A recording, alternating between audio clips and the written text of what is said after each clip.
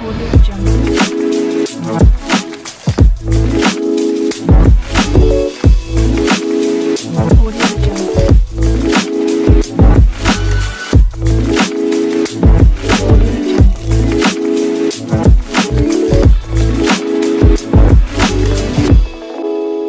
Audio Jungle. Audio Jungle.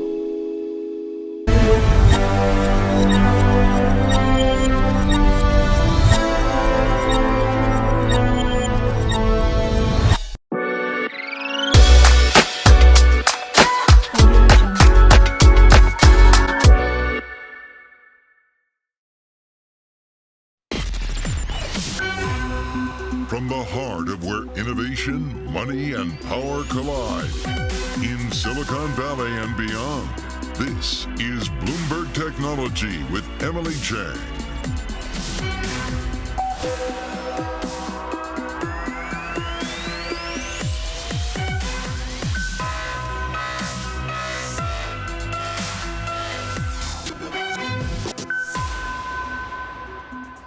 I'm Emily Chang in San Francisco, and this is Bloomberg Technology. Coming up in the next hour, Elon Musk tries to back out of the $44 billion Twitter deal again. Twitter rejects him again.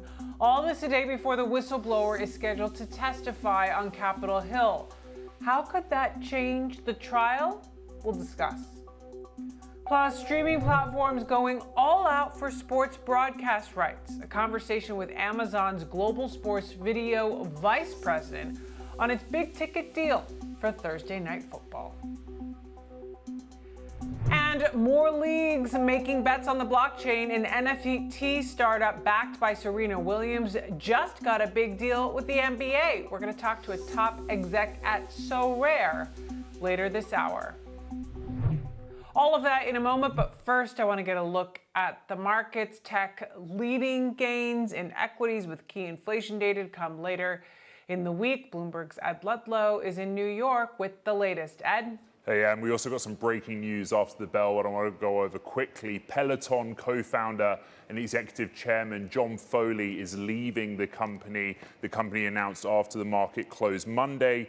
The chief legal officer, Hisao Kushi, who is also the co-founder of the company, is also leaving, and he will be replaced by Tammy Alboran, who's an Uber executive. She becomes the chief legal officer. It was a really buoyant day in the main session Monday. The Nasdaq 100 up for a fourth straight day, its best run of gains since early July. And as you said, that eye on a key August CPI print. We want to see inflation cooling because of a big Fed meeting next week. Also in the market, less performance in the Philadelphia Semiconductor Index, or SOX, yields kind of holding steady, and Bitcoin actually had a pretty strong session as we tick over into Tuesday's session around $22,500 per US token. Semiconductor space, a softer part of the market on Monday. News reports that the Biden administration is going to codify, firm up, expand its curbs of US exports of chip technology to China. It was principally the chip equipment makers, those that make the machines, that make the chips, that were the worst performers on the SOX, including the likes of AMD. And as always, so much technology news to go over. Some of the names we're keeping an eye on, sticking with the chip space. Intel up 0.3%, but a Bloomberg scoop, sources say they're reevaluating their spin-off and IPO of Mobileye, the automotive tech company. They're thinking about a lesser value or lower valuation and delaying that, market conditions such as they are. Apple having its best day since May. Early pre-order data for the latest generation of iPhone looking strong. And Twitter, you know all about that, down 1.9%. A third rejection of a third Musk attempt to walk away from this deal. Indeed. All right, Ed Ludlow, thank you. Let's talk a little bit more about Twitter. Musk now, Twitter rejecting that latest effort to cancel the deal yet again, saying it's, quote, invalid and wrongful. His third attempt to walk away from this deal, and third time's not the charm. That whistleblower, former Twitter employee Peter Zatko, aka Mudge, testifies before the Senate Judiciary Committee Tuesday. Here to discuss, Bloomberg's Jeff Feely in Wilmington, Delaware, and Alex Barinka in San Francisco. So, Alex, first of all, what are we expecting to hear from Peter Zatko on Capitol Hill tomorrow? Yeah, so I think that the hearing tomorrow will probably follow two lanes of conversation. There'll be questions around the data privacy concerns, around the bots and fake accounts that Zatko has alleged that the company either ignored or didn't disclose. But I also expect the Senate Judiciary Committee to focus on some more of the data privacy issues that legislators care about that might be a little less relevant to the acquisition, but increasingly relevant as DC has been able to push through antitrust legislation, but has not gotten a lot of traction on data privacy. So they might take this opportunity to lean into some of those themes as well.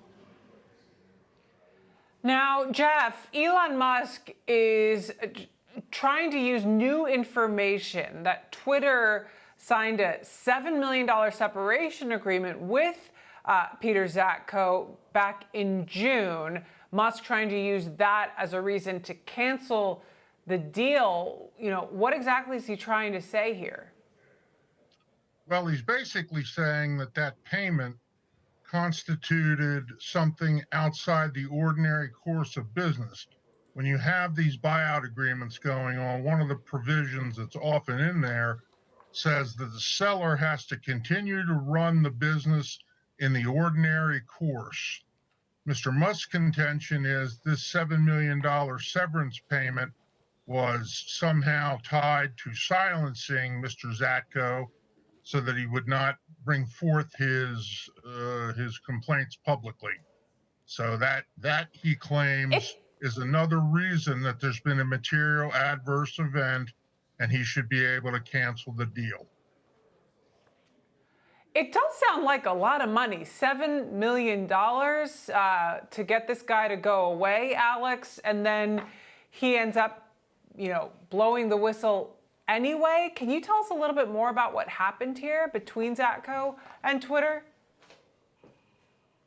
Yeah, Emily, the sticker shock that you're having might be some of the reason why Musk feels like he can lean into this as an argument that this type of settlement should have been brought to his camp and is outside the regular course of business. So this was a guy who was an executive on the security side, was brought in a number of years back and oversaw a lot of the important kind of security pieces and the teams that worked on those things internally at Twitter. So he is a person who, you know, claims that he has kind of insider knowledge on this. The company says, well, look, you could have actually made some changes on these things. So there's an interesting kind of back and forth here. Emily, I will point out, it has been reported that in that settlement agreement, he was still allowed to blow the whistle to the government if there were any issues. So $7 million, definitely sticker shock, definitely that kind of third strike that Elon is claiming allows him to get out of the deal, but did leave that door open for us to hear from Peter Zatko tomorrow morning. Now, Jeff, has a judge weighed in on this latest request from Musk and this latest information about the separation agreement? And if not, when are we going to hear from her? Well, the judge has allowed Mr. Musk to amend his counterclaims in the case to add the whistleblower's allegations. I want to point out that the $7 million payment may be contractual. We do not know if this was per a severance agreement with Mr. Zatko. So I wouldn't automatically recoil at the $7 million number. We still need to find out what that's all about. I doubt we're going to learn that tomorrow either. So how are you expecting this testimony from Zatko tomorrow to be folded into the case that, of course, is building up to this trial coming up in mid-October, Jeff? His testimony tomorrow about the national security stuff and potential spies within Twitter's employee group are the things that the senators are going to be focusing on. The folks that we're concerned about is going to be his allegation that he raised the question about how many spam and robot accounts were embedded within the customer base, and the Twitter, his colleagues' lack of interest in finding that out.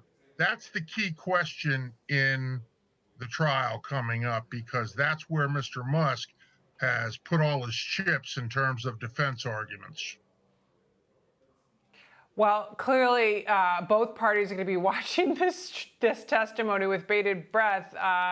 Alex, any word from Twitter about the latest salvo or how any of this potentially changes their plans?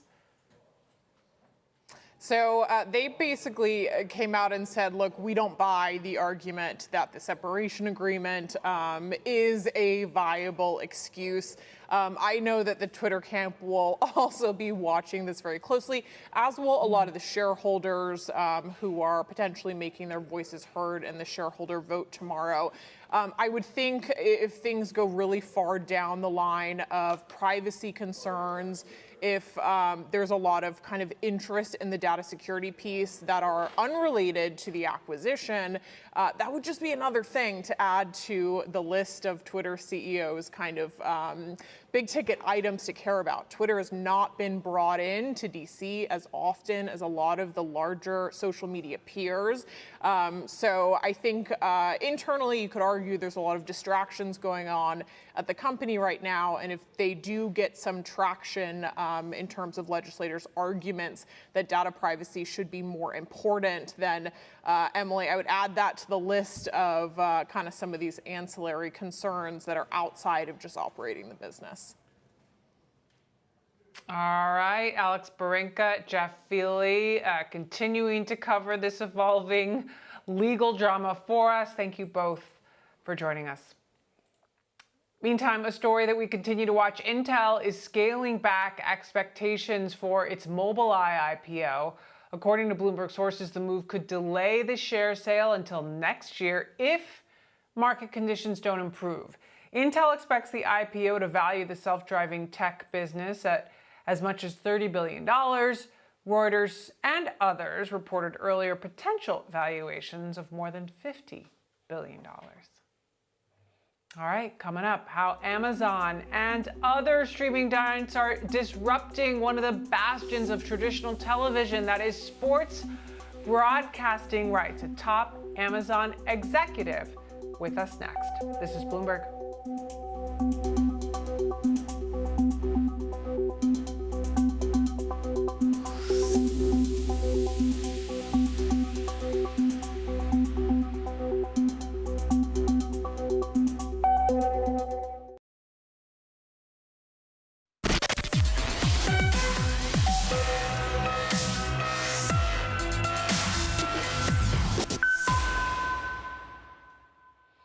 It is a historic week for sports broadcasting. This Thursday, Amazon Prime Video kicks off an 11-year, $13 billion deal. This is the first time a streaming service has had exclusive rights to NFL games in the United States, and a big challenge to major networks. Amazon told advertisers it expects an average audience of 12.6 million viewers per game, this according to the Wall Street Journal.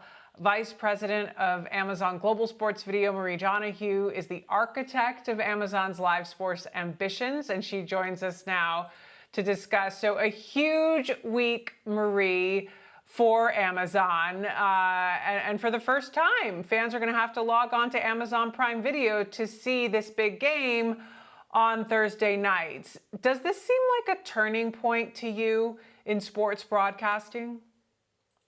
Absolutely. I mean, I look, honestly, I think this will be as big as when the NFL went to cable back in 1987. You know, we know how NFL games legitimized and grew the cable business, and we think the same thing can happen for streaming. So you led negotiations for this $13 billion 11-year deal. It is a massive deal. How did you convince the NFL that Amazon was the place to be? Right. Well, you know, the NFL cares a lot about scale and reach, and we've got that. We've got that better than any other streaming service. They also care about production, And they knew, we showed in Europe, and we also showed by our work in the US that we can produce the best broadcast for fans. It's incredibly important to them. And one of the most exciting things for me is they care about innovation. You know, the NFL has been able to stay top of mind for sports fans for decades because they innovate and they move forward and they have that confidence. And that was one of the biggest tenets in our deal with the NFL. We agreed to push each other and to continue to push each other on innovating on behalf of sports fans. And it's something that's personally really exciting and something that really excites the team. What are your goals with audience numbers? I understand we've got this Wall Street Journal number that you're expecting 12.6 million viewers. Is that correct? I also understand the typical viewership is more like 16.5 million. Are you hoping or thinking that you can get there or bigger? Right. Well, you know, our number one focus is delivering the absolute best broadcast for fans. And the trends are in our favor. Everyone knows that more and more fans, particularly sports fans, are moving to streaming. This won't happen overnight. This is an 11-year deal, but we feel really strongly that if you start with fans, you serve the fans, they will come. And so we're excited. We had our preseason game 2 weeks ago, and the reaction from fans was just fabulous. And we're really excited to get on the field this Thursday. Thursday, the Chargers taking on the Kansas City Chiefs. Talk to us then about how this benefits Amazon more broadly. You know, what's going to be your measure of success? Is it driving audience numbers? Is it driving more Prime memberships? Is it getting more customers to buy more Amazon products? Yeah, absolutely. So I hate to sound repetitive, but at Amazon, we start with customers. I call them sports fans. And so, number one, we think we can serve sports fans better. We can serve customers better. But if we wouldn't be in this if we didn't think we could improve the experience and make it better for fans. But absolutely, as you said, Emily, there are great business opportunities here. Number one, Prime Video is a membership service, so we can attract more members to Prime. There are plenty of people who have Prime who maybe haven't streamed video on Prime Video. And then there are other folks who come in for Thursday Night Football and find things like Lord of the Rings. So we think particularly in the Prime membership opportunity is huge. We think that opportunity is huge for us. And, you know, we haven't even talked about advertising. You know, advertising, this is a game changer for advertising at Amazon. We have a very strong business already, but you can't beat, this is the most premium video advertising inventory out there. So it's a huge game changer for us in terms of advertising. So how do you plan to leverage targeted advertising and do some things differently that maybe a traditional network wouldn't be able to do given all of the data and other ways you have to reach your customers? Right. Well, I would start with, you know, we've done a deal with Nielsen. So we actually are the first streamer to do a deal with Nielsen. So we'll have ratings every week. So we think that's really important because that is what advertisers and the industry follows, are Nielsen ratings. On top of that, as you say, we have first-party data, and we'll use that data not only to measure our fans and to serve them better, but also to serve advertisers better. We can actually use that first-party data to make the advertising more relevant, more targeted, more directed. So it's an incredible opportunity. Now, talk to us about the experience. Is there going to be a pregame show, a halftime show, sideline reporters? How is this going to be different than a traditional network experience? Right. So first of all, we start with the basics. We have the best broadcast. We think we will have the best game broadcast in the business. I mean, well, I've been in sports 20 years, and you always have to remember it starts and ends with the game. So we've got iconic broadcasters like Al Michaels and Kirk Herbstreit. We've got Kaylee Hartung on the sidelines. This will be the absolute broadcast. We've got more cameras than anybody. So when you turn on your big screen television or whatever device, or on every piece of glass, whatever you watch the game, you can sit back and relax and enjoy that huge big screen experience. But on top of that, as you mentioned, Emily, we're an OTT service, so we're not satisfied with that. The bar for us is really high. We want to innovate. So we're going to offer all sorts of innovation and customized experience for fans. We'll have alternate feeds. You can watch the game. You can sit down and watch with your family and watch the Dude Perfect. Or you can go, you can explore our X-ray experience, which is actually, without ever leaving the game, you can see all sorts of data and statistics and replays. The point of X-ray is actually to put the tools that normally you have to wait for a producer or director to say, oh, let me see that replay, let me show you some extra stats. We're going to put that in the hands of fans. And then, of course, we have all the content around the game. So we have pre-game, post-game, we'll have a great late night show, and we've got the best talent in the business there. We've got Carissa Thompson, we've got Hall of Famer Tony Gonzalez. We've got two guys right off the field, Richard Sherman and Ryan Fitzpatrick. They're going to be amazing. The conversation these guys have, they were on the field with these guys just last year. So they'll take fans literally inside the thinking of the players on the field. And then we've got a great surrounding cast. And then we're also going to offer the game and the programming on Twitch. Remember, we have Twitch, which is an incredibly young interactive audience. And, Twitch is all about watching with your community. So we're excited. We're going to expand the communal nature of sports through Twitch. And then on top of it, we've got some shows during the rest of the week. So we are going to surround fans all week. And as you can tell from my excitement, we're just thrilled to get going. I assume you've got some contingency plans. Are you sure all cable fans are going to be able to find the game? Are you planning for any kind of onboarding issues or an onslaught of onboarding issues potentially? Absolutely. So we're on every piece of glass, as I mentioned. And if you come to any Amazon service, you're not going to be able to miss this game. And it'll be seamless and it'll be easy. But also, we've got great third-party marketing, too, to also help you. But of course, we're prepared. We've done this in Europe. We've done this in other places in the US. We actually have all sorts of online tools, and we're old school. We also have phone numbers you can call. And we actually put extra people on hand because we know that it's incredibly frustrating when you sometimes when you call those services and you don't get an answer. We will have literally thousands of people ready to take those phone calls if needed. So we're incredibly excited. We've been preparing for this for years. This is really hard work and it's really complicated, and we've been building towards it for years. We think we're the company no other company's in position to serve a game like this to a concurrent audience like we're going to experience this season. So the big question, of course, then is what next? Is Amazon planning to bid on any of the remaining college sports rights or the NBA? What else do you have coming?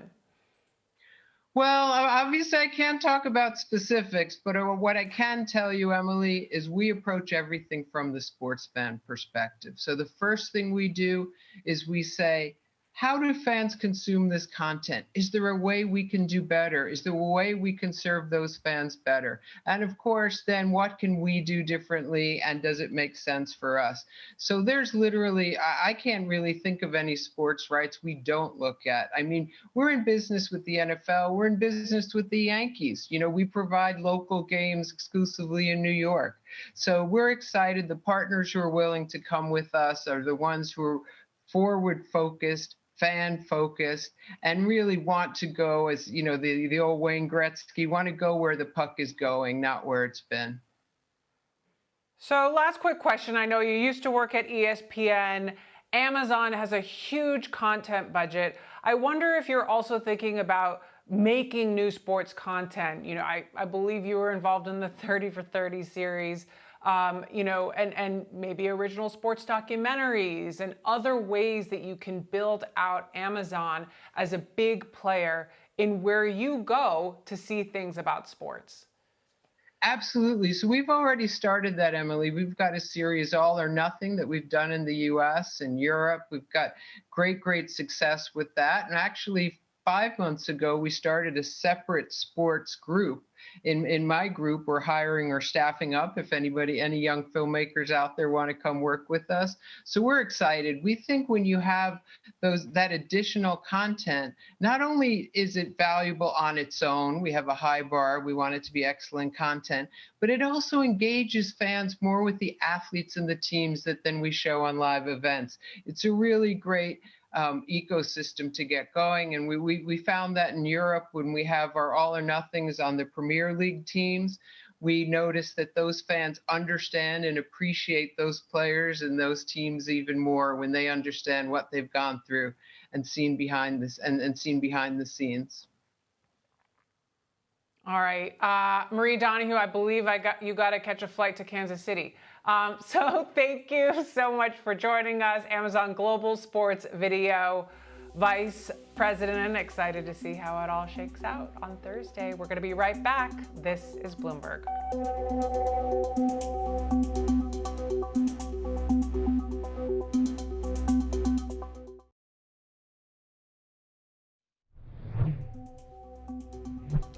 Early indicators suggest Apple's iPhone 14 pre-orders are stronger than expected. Pre-order data showing that the iPhone 14 Pro Max is the best-selling model, and orders for the iPhone 14 are tracking slightly ahead of the iPhone 13. Wedbush saying it's seeing strong demand trends and estimates 240 million of the 1 billion total iPhone users haven't upgraded their phones in nearly 4 years. Apple shares popping on the news the most since May.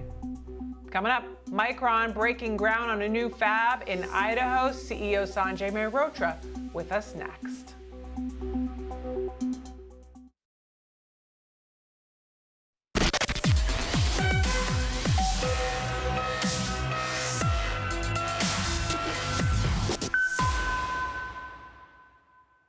Welcome back to Bloomberg Technology. I'm Emily Chang in San Francisco.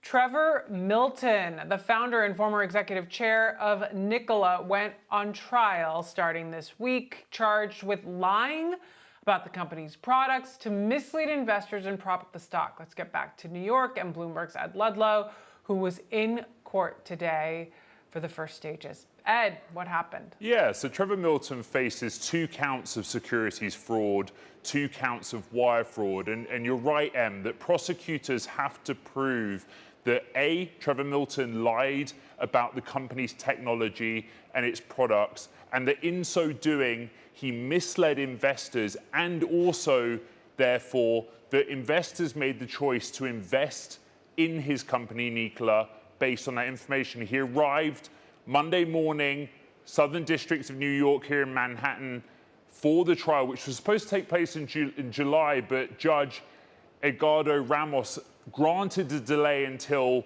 September 12th, Monday, so that they could take on that 4th count of wire fraud. It's a 5-week trial, so we started Monday with jury selection. Tuesday, we expect opening arguments, with the prosecution having around 3 weeks to present their evidence, and then the defense will come in. And the burden of proof is on the prosecution here. This trial could run for around 5 weeks through to the end of October. And as I say, the focus for the prosecution is convincing the jury that A, Trevor Milton lied, misled investors about the company's progress, its technology, what it had actually achieved, but also that investors, retail investors in particular, were moved or motivated to invest in the stock for that reason. You'll remember at its peak, this was the poster child of the 2021 SPAC wave of EV companies that went public via SPAC. And at one point, it had a market cap greater than Ford. Things are very different now, Em. All right. Ed Ludlow, thank you. We'll continue to wait for your updates as the trial progresses. Meantime, Micron just broke ground on a new memory manufacturing fab in Boise, Idaho, the first of its kind in the U.S. in 20 years. The chipmaker plans to invest roughly $15 billion on the plan over the next several years, making it the largest private investment ever made in the state. I caught up with Micron CEO Sanjay Mehrotra in an exclusive interview earlier. Take a listen to what he had to say.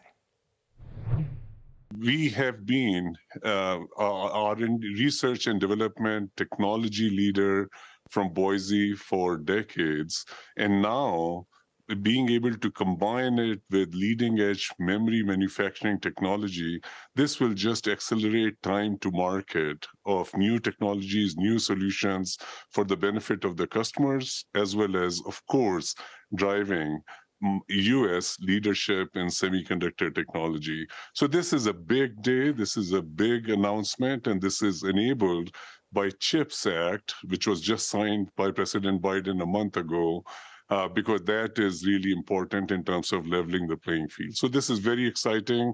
It will bring 17,000 jobs here in Idaho over the course of the rest of the decade. We will be starting production sometime in 2025. Of course, construction to start sometime in 2023. And this will be transformative. And we'll be bringing on production, of course, in line with the industry's demand. Now, Micron, of course, already has many plants across Asia. How does this impact operations globally? Does this mean you'll always consider building in the U.S. first?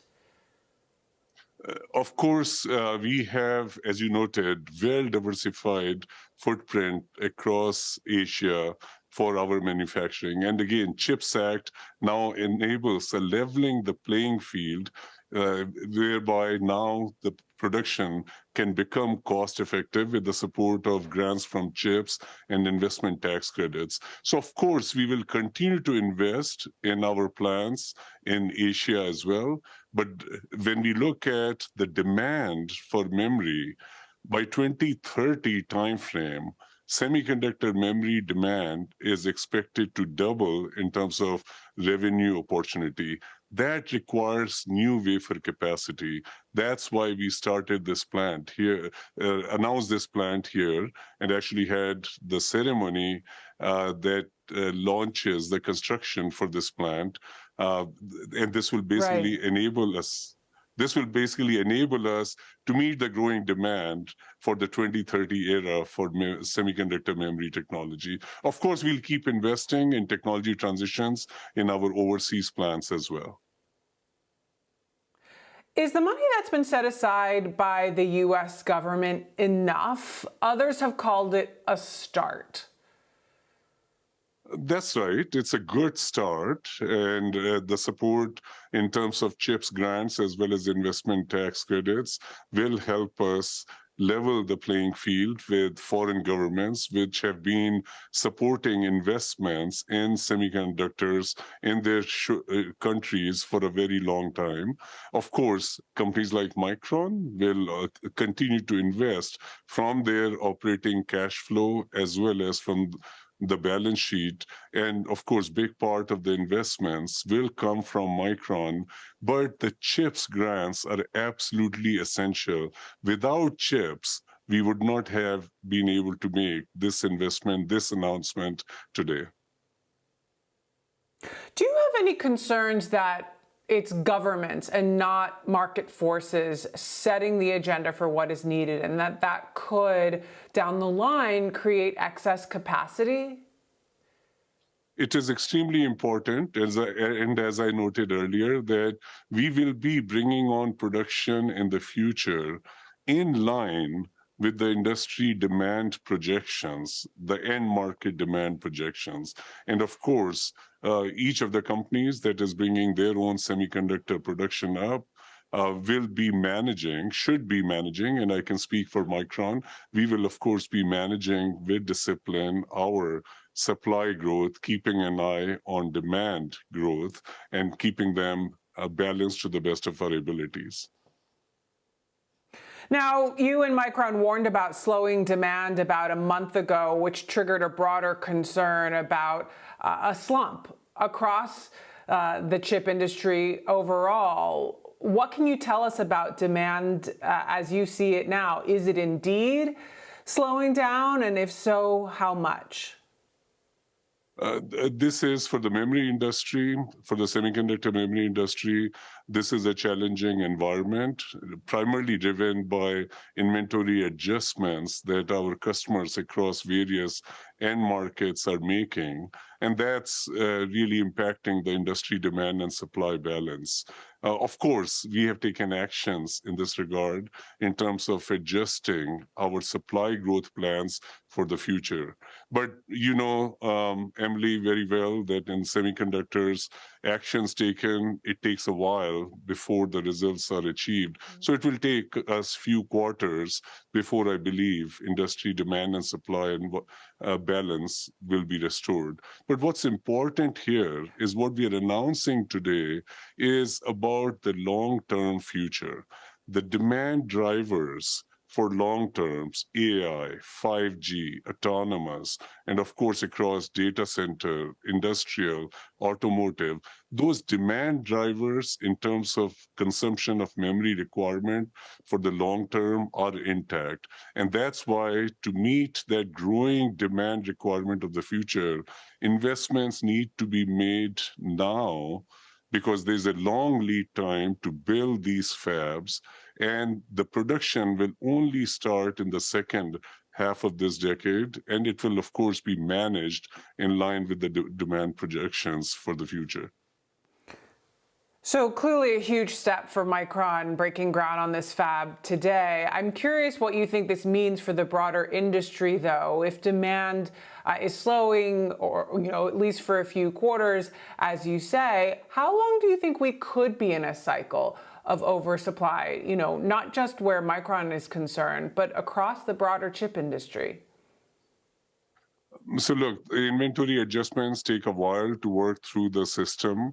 And I can tell you that memory industry tends to be cyclical, but what's important is that the health of the memory industry is really ultimately driven by long-term demand trends. And I think that's important that as near-term perturbations take place due to factors such as inventory adjustments, actions are taken fast to bring demand and supply in balance. But of course, it takes a while, it takes few quarters for that demand supply to get in balance.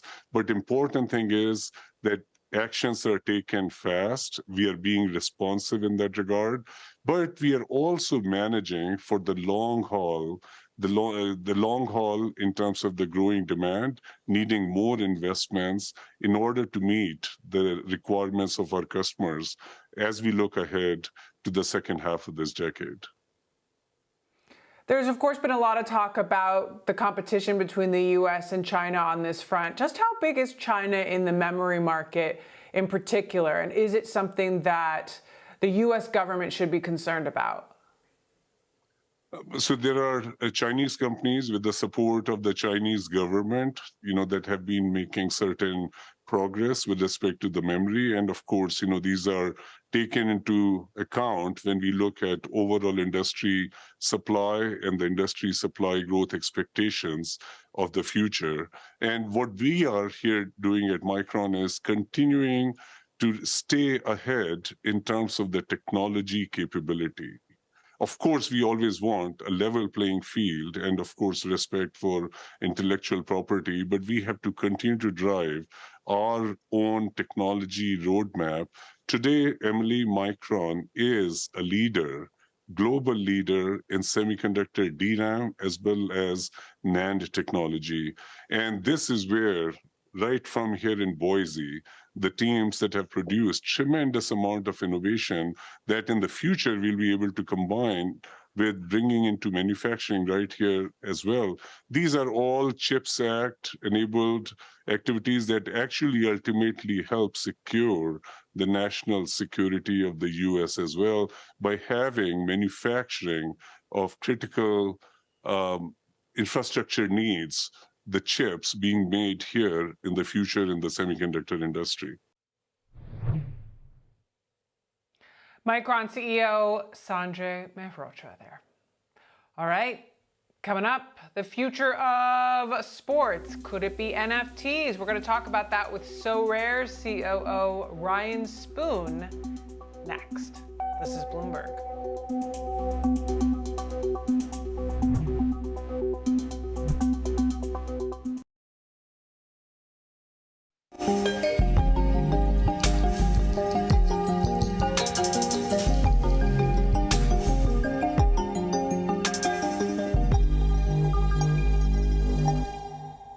We still have some work to do. I know security being a big part of that, and you're seeing some of the cybersecurity investing going way up. But in the grand scheme, and you look at the thesis of the blockchain and NFTs and how it should work, it definitely gives the athlete the opportunity to go directly to this fan base. It gives the fan, insights that's a lot different, and it's essentially cutting out the middleman. That was NBA champion and investor Andre Iguodala speaking about the intersection of sports and NFTs. Let's dive deeper into this conversation in our crypto report now with fantasy sports and blockchain company SoRare, which is backed by, among others, tennis great Serena Williams. The company has already inked partnerships with Major League Soccer and Major League Baseball and is now adding the NBA with the first free-to-play fantasy game based on digital cards. SoRare COO Ryan Spoon joins us now for more on this deal. So talk to us, Ryan, about how this partnership with the NBA came together. First, thanks for having me. It came together. It's just a very natural evolution. You heard Andre talk there about the importance of and the opportunities that blockchain enables. We all know I spent years at ESPN on the digital side, how important and fun and how fast growing fantasy is. We know that on the collectible side. So when you tie fantasy and collectibles with the blockchain on a global scale, the NBA is a perfect product and partner. And it's our third launch. As you mentioned, we have a big global soccer, global football game and community that's been very successful. A couple months ago, we announced and then launched our MLB partnership, and so we're MLB. And we're super excited to be doing this with the NBA right up around the upcoming season launch. This puts you in competition with NBA Top Shot. How do your platforms stack up? So we are very specifically focused on NFT-based games. So players collect their cards. You come in, and everyone, once you register, you get a free set of cards. And with those cards, you play the game. And the game, you're managing the cards. So like a fantasy draft, but instead of ESPN, who I know and love and spent time this weekend doing my fantasy drafts, here the player has the agency to pick and manage his or her roster. As you do that, you end up collecting cards as rewards. That's very different. I have admiration for Top Shot. I have admiration, and I'm a user of a lot of other platforms. But in our space, the fantasy-based games, we are the leader, and these relationships are also, this is the lane that we are exclusively focused on, and we think we have demonstrated real leadership in. Now, you've launched soccer and baseball NFT projects previously. No surprise, Aaron Judge and Shohei Ohtani are the most used cards. What kind of traction have you seen? So soccer has obviously a larger runway. It is very successful. There's a very large community behind it. Obviously, it's a global game. The user base on our side is global. The traction is global. And when I say geographically diverse, it really is from all segments of the world. We closed last year, and we still believe we're in early days. We closed last year doing 325 million in card sales on the platform. We exceeded that in the first 2 quarters of the year, and now you begin to introduce MLB. We did that end of July. The traction there has been really positive and encouraging. Also a global footprint, which we think is important. Baseball is a really excellent product here. And sport, because of the stats-based nature, the movement, the surprise, and NBA is going to be fantastic. We all know how important the stars are and the players, and for what it's worth noting, our deal on the NBA side is with both the NBA and the NBA PA. So these are licensed player-driven cards. And I also think it's worth noting that MLB's biggest day on the platform was when we announced NBA last week. And so that's a really important example of how we think all these sports can fit together, how the global nature of these games hopefully works together. And this concept of being able to collect a Giannis card or a Mike Trout or a Kylian Mbappe and do that across the entire platform, that's a really big, exciting idea. All right, good stuff. Ryan Spoon, COO of So Rare. Well, Andre Iguodala is excited about it. That should get some folks excited. Thanks, Ryan, so much for joining us. Thank you, Darren. All right, coming up, Blue Origin's aborted rocket launch. We're going to have all the details on what went wrong and what happens next. This is Bloomberg.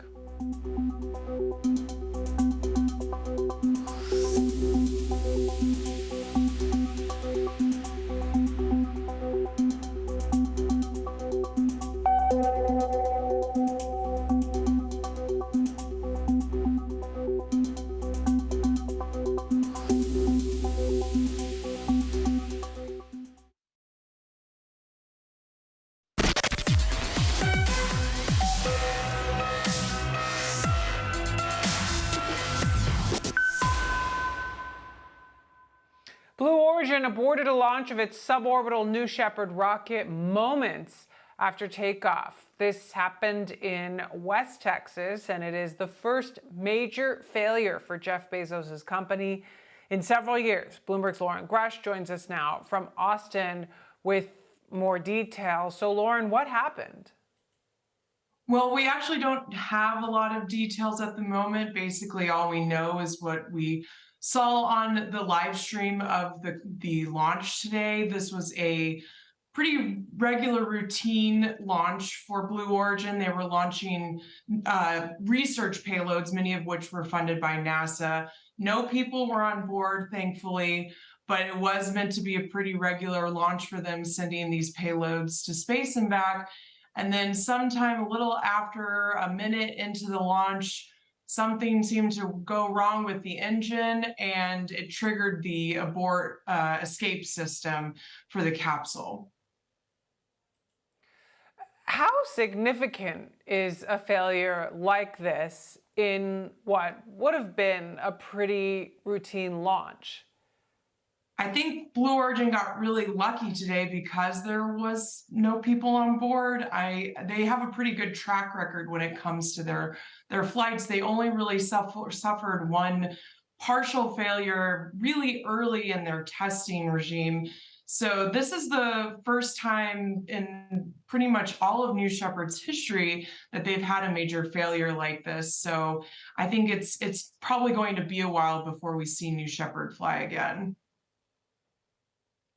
So what is next here? When something like this happens, a significant failure like this, do you go back to the drawing board? Can years pass potentially, as we've seen with NASA, before someone else, before they try to attempt this once again? Yeah, it really depends on the source of the failure. The FAA already said today that they're going to be looking into this. Fortunately, no one was hurt today, and the booster that you saw break away from that capsule fell into a designated hazard zone. So ultimately, everyone is safe. But yes, the FAA said they will look into it, and New Shepard won't fly again until they get to the root of the problem. And it really, like I said, depends on what the source of the issue is. With these commercial companies, they can be a little bit more nimble when it comes to return to flight. We've seen SpaceX return to flight pretty quickly after some anomalies in the past. And so maybe it could be similar for Blue Origin. We just can't say for sure because we really don't know what caused it. Can you put this into the context of Blue Origin's broader ambitions? Of course, I was there the day Jeff Bezos went into space. They have sent other folks up there, celebrities up there. Talk to us about how this fits into the broader and longer term plans. Of course, he's talked about this space colony and more. Well, I think it might be a tad worrying for folks who might have a ticket to fly with Blue Origin. This was a rocket specifically geared toward launching payloads, but it is essentially the same rocket that they use to send people to the edge of space and back. However, some comfort can be had in the fact that it kind of worked as intended, this in-flight abort system. Basically, what you saw is as soon as the system detected there was a problem with the rocket, motors fired on the bottom of the capsule and immediately separated the capsule from the rocket, and that landed safely in the desert. So presumably, if there had been people on board, they would have been just fine and would have landed safely. Can't say for sure, and thankfully there weren't any people on board, but the system did seem to work as designed, so there is some comfort in that. But if I had a ticket, I might be a little nervous in the future.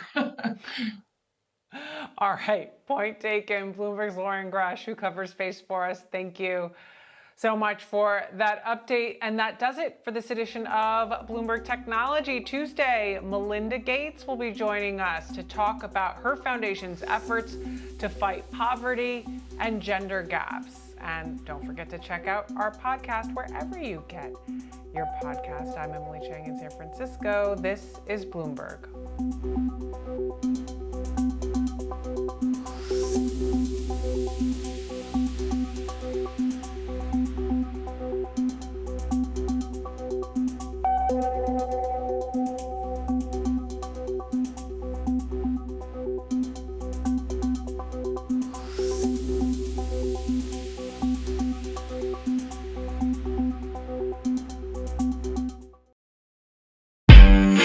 Audio Jungle.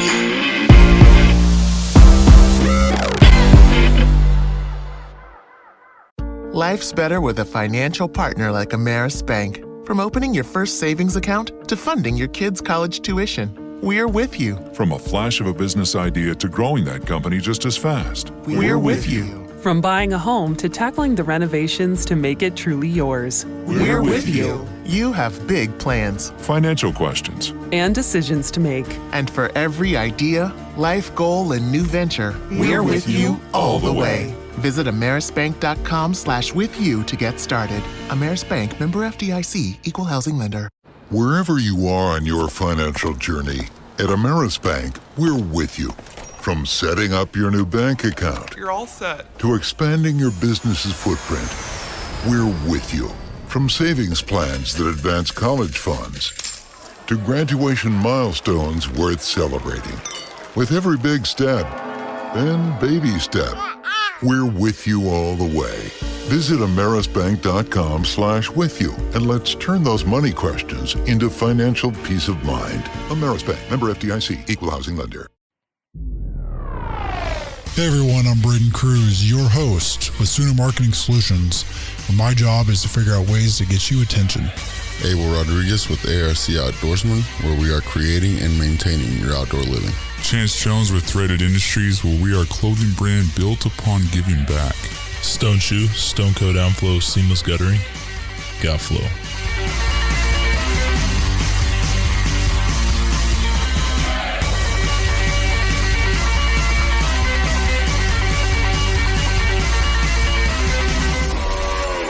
Welcome to the Brews and Business Podcast, where you can step into the shoes of everyday small business owners and entrepreneurs, as you'll hear the stories and experiences to help your business grow. What we're drinking today is Modelo. Thank you to Stone Shoe. Yes, sir. Usually we're drinking coffee, and I'll make those caramel macchiatos, or those little cloud ones, where I whip it and it's delicious. I'm your host, Braden Cruz. I'm a Sooner Marketing, recording live here at the Blue Studio. I've got Chance here with Threaded Industries. How are you? Doing well. How are you? I'm doing great. Stone Shoe, Stone Code Downflow. What's up, man? What up, man? And Ashley Strain, our guest today. She's with Tally Investments. She's a local real estate investor. And can we call you a serial networker? Yeah, that's fair. Lots of networking. I feel like the beginning of the month is always like a meeting somewhere. Yeah. So today we wanted to take the next approximately 45 minutes and kind of talk about some lessons that we've learned in business. And that can be recent. That could be some things from the very beginning. Just kind of wanted to hear your thoughts. And Stone, Chance, do you guys have anything in mind that you guys has been sitting around and you're like, man, I really want to share this? Is there any recent lesson that you've learned and you're like, man, somebody needs to know this? You want to go first? You want me to go? Go ahead. Okay. Honestly, the biggest thing that I have to say is don't try to perfect everything off the bat. 80% is good enough to start a lot of things, and you can refine that last 20% over the next week or two. Just get the stuff out there, get started on it. That way it puts you more on a deadline to actually go.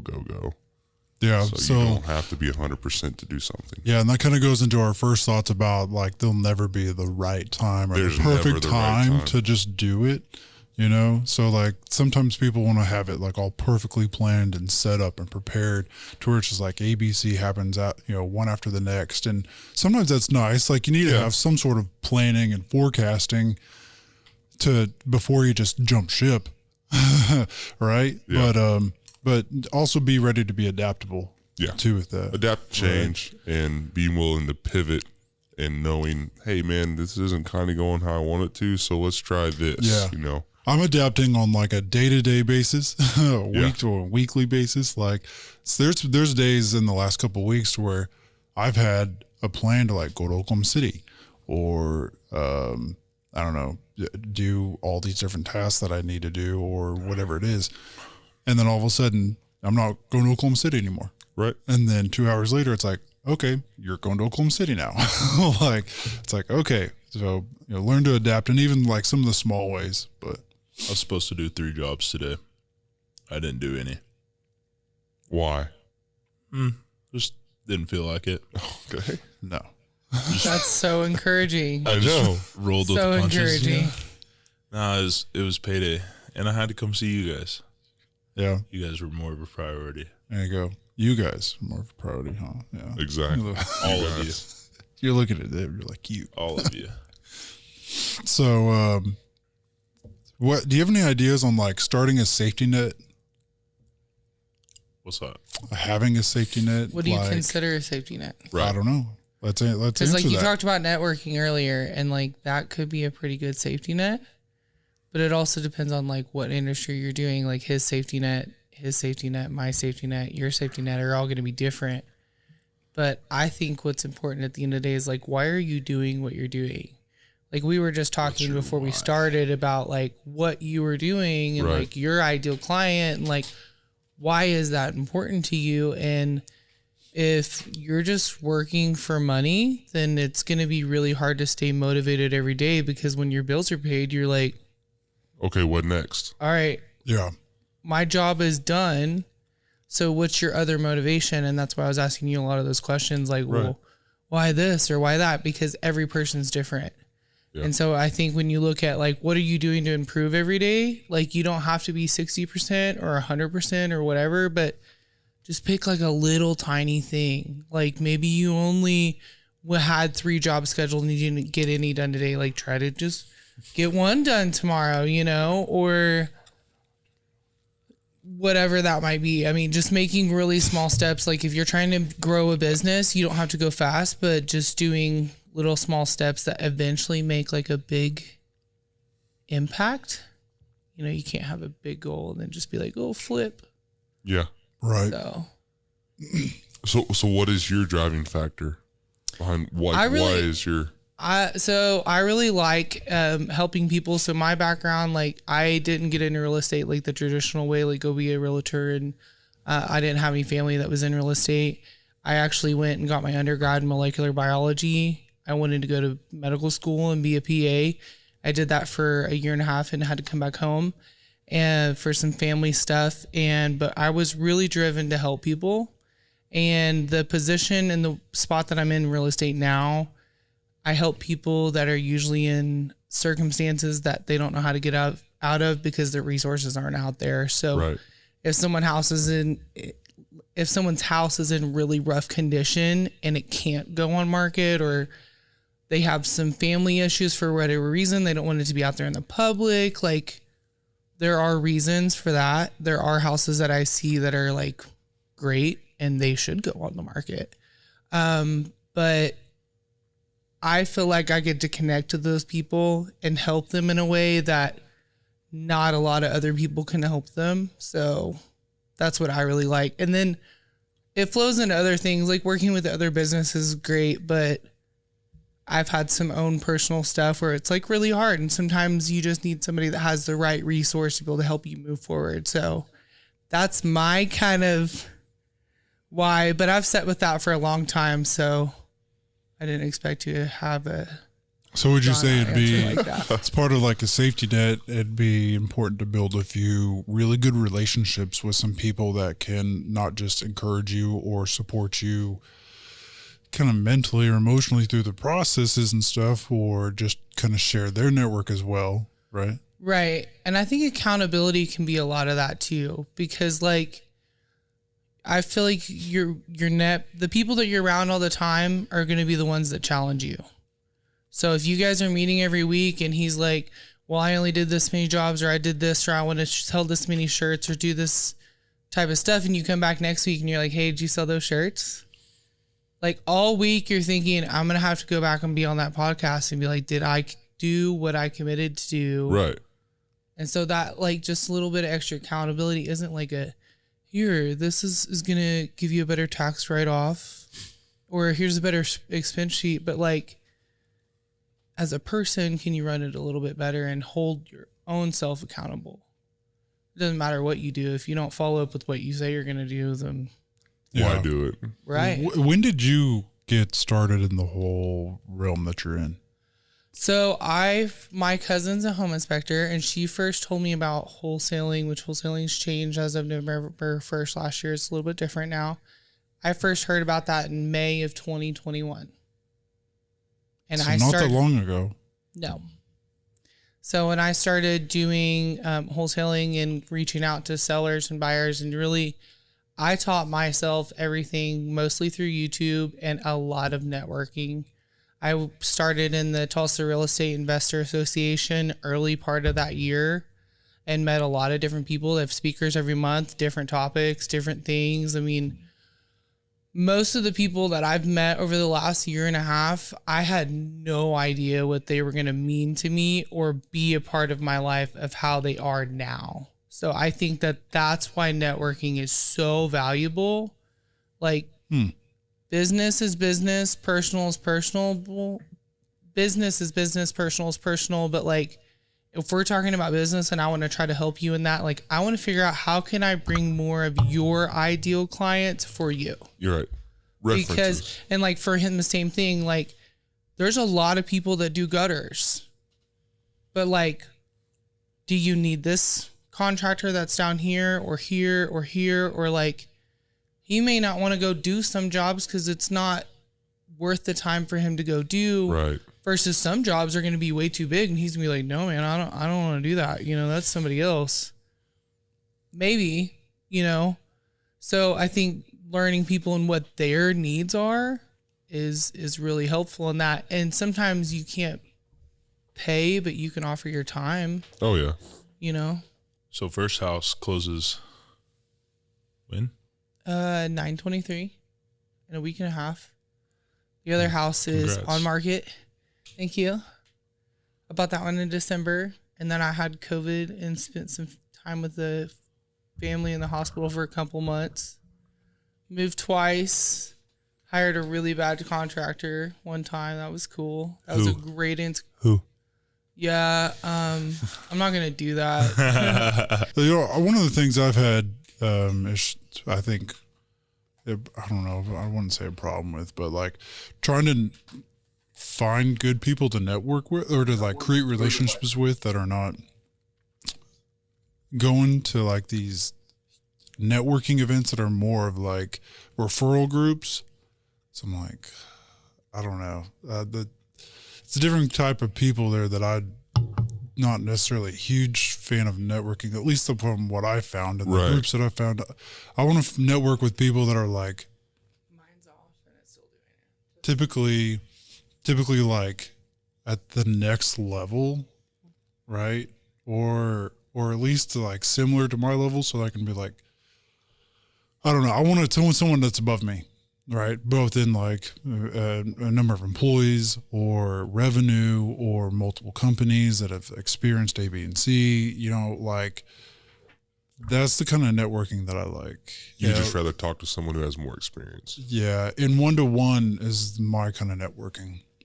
So like if we go out for coffee and we've never met before, that's great networking. Like those one-to-ones. Build that relationship. Yeah. And then do that. I mean, if we don't work together, fine. But if we get together once a quarter or once every 6 months, that's great. And then like kind of stay in the loop on social media with each other. Like, oh, cool. Like Ashley's been doing this. Like Kind of mentoring. Yeah. Like we follow, well, I don't know. Mentoring to me, like is where I actually dedicate time to you, like where we work together on a monthly basis. Like I am here to support you and answer any questions that you have. Like you call or text or email me, like I'm your mentor. But like if Ashley and I aren't working together, we can still stay in the loop and still kind of stay in comms through like social media, like TikTok. So that's like a bunch of acquaintances, right? Well, no, they're more than just acquaintances. They're more than just somebody that I've met. So like, I don't know, Mason and I at this point, like if we wind up staying in touch through social media or, you know, he's scheduled to come on September's 30th podcast episode. Y'all are gonna be so much more friends than like once every month, couple months on Facebook. Like probably. My point is like through the networking and stuff that I've done, you can have like 150 people in your network that you can talk to. Oh, easily. Yeah. Like that you can actually. So where do you find those maintain people? a So answer some of the people that like, want to where. Like what are so the groups Tulsa called? Real Estate Investor Group is one. That's mostly Tulsa. Like real estate investors, there's different contractors that go there. There's a lot of different needs. That's why I was asking about the t-shirts, because like people need shirts, they need other things. So yeah, might be able to expand that a little bit to be able to get, I don't know, other stuff. We'll have to just talk more because I don't know a ton about the threads and I haven't looked it up. It's fine. But there's also Outside the Box, which is not exactly for real estate. It's just general entrepreneurs. There's a Tulsa chapter and there's an Oklahoma City chapter, and there's getting ready to be a Lubbock, Texas chapter too. So it's more like holding people accountable. We have different speakers every month. Last second Tuesday of every month is the RIA, Tulsa Real Estate Investor Association. And then Outside the Box, head of that? Outside of the Box, that may be coming in the very near future, not like officially yet, but yeah. But there's a Tulsa chapter? For the Outside the Box, yes. When do you guys meet? First Tuesday of every month. Valerie Watson. I'll be there on Tuesday. We should go. Valerie Watson is the... No, Tuesday the next 3rd. Month. Next month, yeah. Yeah, next month. October. I think I put you on the calendar. Didn't we get you on there already? Valerie Watson's running it here in Tulsa, and then Roger Godwin started it in Oklahoma City. Nice. He's got a crazy story. You'll have to talk about him because he started this when he was in Kenya. He got trapped there when he was during COVID. Oh, wow. So it's not on my calendar, but it's Tuesday, October 4th for Outside the Box. Okay. Yes. What time is it and where is it? It's at 11:30.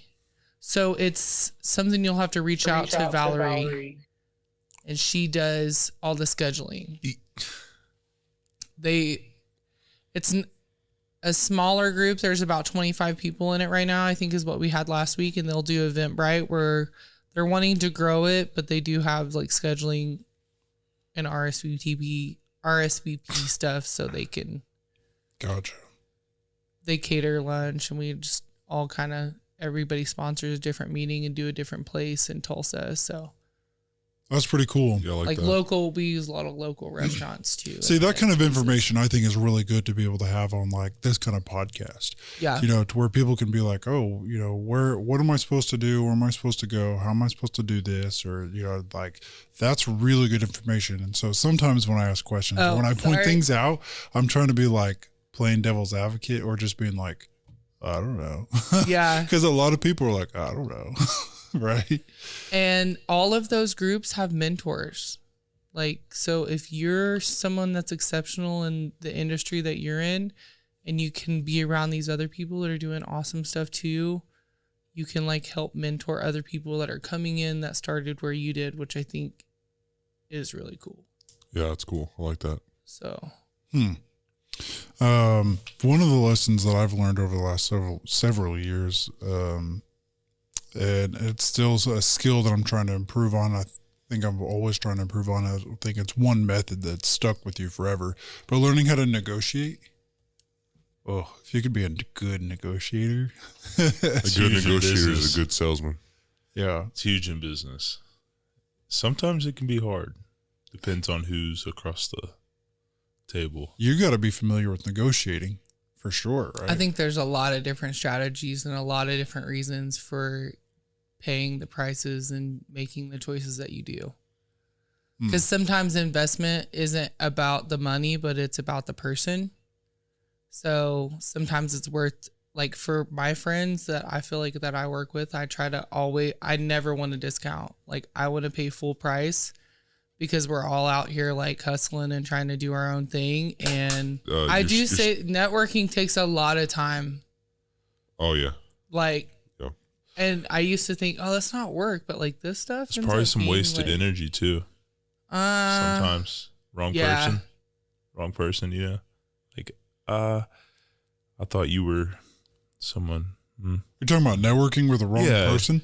Oh, yeah, I mean, man, you just run into the wrong person. That's just a complete waste of time. Let's talk about, that's something we've also talked about, I think a couple other episodes, is remember the perception episode? Yeah. Oh, man, where a lot of people are like flashy and they talk a big game, and then you find out, you're like, all right, I know. Shouldn't have been excited for meeting you. Yeah. You know. Yeah, I get it a lot. People are disappointed after they meet you. Perception was over. Oh, okay. Other way around. I'm disappointed sometimes with the people I meet. I'm like, oh yeah, I just landed this huge roofer. He's got like 2 repair jobs a year. You ever run into that? I mean, honestly, I think it's interesting the way that you put that, but no, not really, because if people are kind of like that, I feel like they weed themselves out around me pretty quickly. I mean, I've been through enough shit in my life, to be honest, that I don't really play any of that. And there's people that are fake out there, but they weed themselves out on their own. I don't usually meet them and be like, oh, I was totally fooled. Like, I've met a lot of people who I've been really fooled by and just, you know, they work themselves out. So is there anything that you have done to kind of, or learned to kind of figure out? Kind of a filter system. You know, what's your filter to like, you know, kind of keep somebody in your close circle? If you were to give anybody recommendations based on your own experience, like what do you do to kind of be like? I am 100% myself from the beginning. So if somebody, like I've met people that are like, oh, you shouldn't cuss or you shouldn't say that because that's like not ladylike, or you shouldn't. I mean, I worked in rain heavy equipment for 6 years before this doing dirt work for Sherwood. That's not a common job. So I'm used to people saying stuff. If you don't like the way that I talk or the way that I dress or the way that I am, that's my filter. My network are people that I want to be around. So if you don't have to fit in my box, you don't have to like me, that's cool, but I'd rather get that out of the way really, really early. So I'd say my filter is like, personally, if we can't get along and have a conversation, that's my filter. I don't know what you maybe bring to the table. I may not be able to help you, and you may be a fool, but I might be able to help you not be a fool. So I so kind it'd of be like just be a wait good and influence see. to some degree. At bare minimum, you could be a good influence to somebody. Yeah, but right? like if we can't have a conversation, or like if I can't call him and say, hey, like I hate this, and be really mad and him still be reasonable with me, because sometimes I'm going to lose my cool, like people do. So if we can't talk to people like people, I don't want to deal with that, you know? Yeah, I would agree. Because I would want to be supportive for them in the same way that, like, if they call and blow up on me one day, I want to be like, hey, are you good? Because if not, like, how can I help you? Maybe we need to get somebody else to help you out, you know? Be more empathetic. Yeah. I think people are really quick to judge, and we can just be a little bit slower sometimes and help people out. Sympathy and empathy can go a long ways. Yeah. Man, like. Yeah, but like, no offense to all three of y'all, like men are very logically, they think in a very logical way. So when they see like emotion, they're just like, fuck no, that don't make any logical sense. Why do you feel that way? And it's like if you look at staging and you look at my house, most men investors don't stage their houses.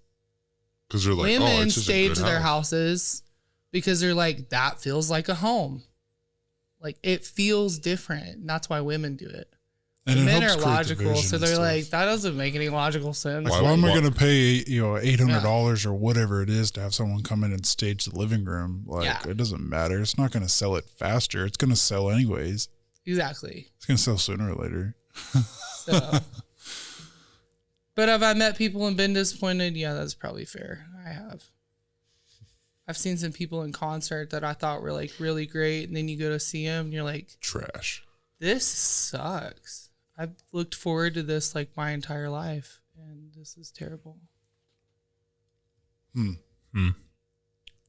So another point that we could probably talk about is setting some simple goals. And I guess it doesn't necessarily have to be simple, but setting some goals or objectives. Someone told me that the difference between a goal and objective is a goal is timed based, but an objective is not. So an objective is like, hey, I want a mission. Yeah, an objective's more of a mission. Like, this is where I'm going. Daily task. Yeah.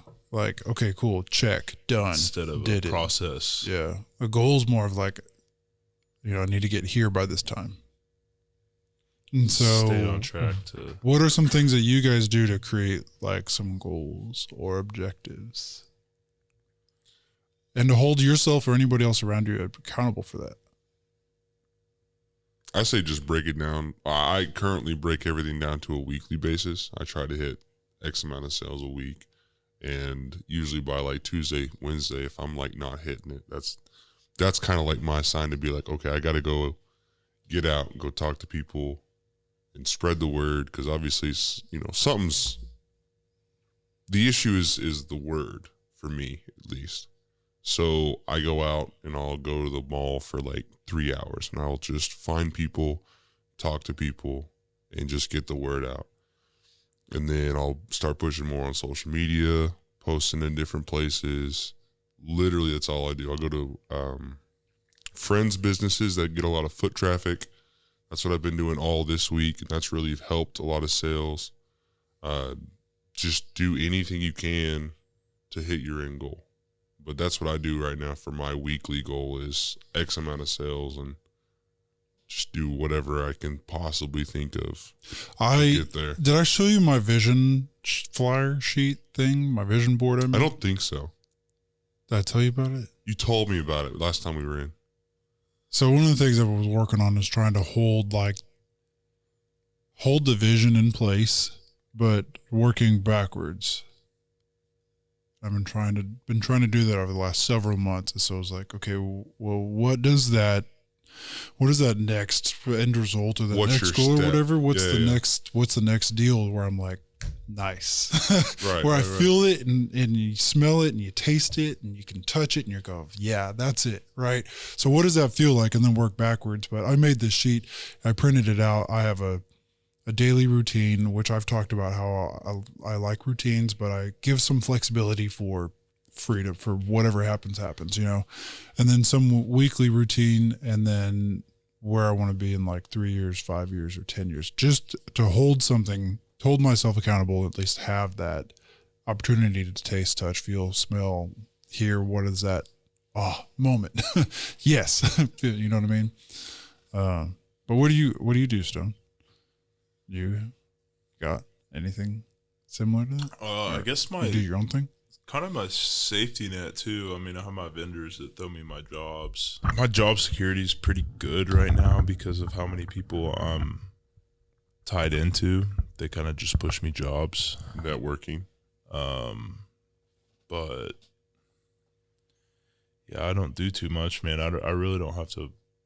My leads kind of come in. My work's kind of handed to me, I guess you could say. So where do you want to be when you're 30? Because you're 24. 23. Yeah. What's the next 7 years look like for you? Man, I don't know. I don't know yet. I think gutters, man. Gutters nonstop. I guess definitely for the next 5 years. I feel like I got to put the work in. And not skipping those 3 appointments. Yeah. I love doing gutters. That's honestly really good. I love it. Like, there's nothing better than being out there grinding, sweating it out, accomplishing something. Hell yeah. Because it's a bunch of little tasks. You're doing a bunch of little shit throughout the job, and then all of a sudden, poof.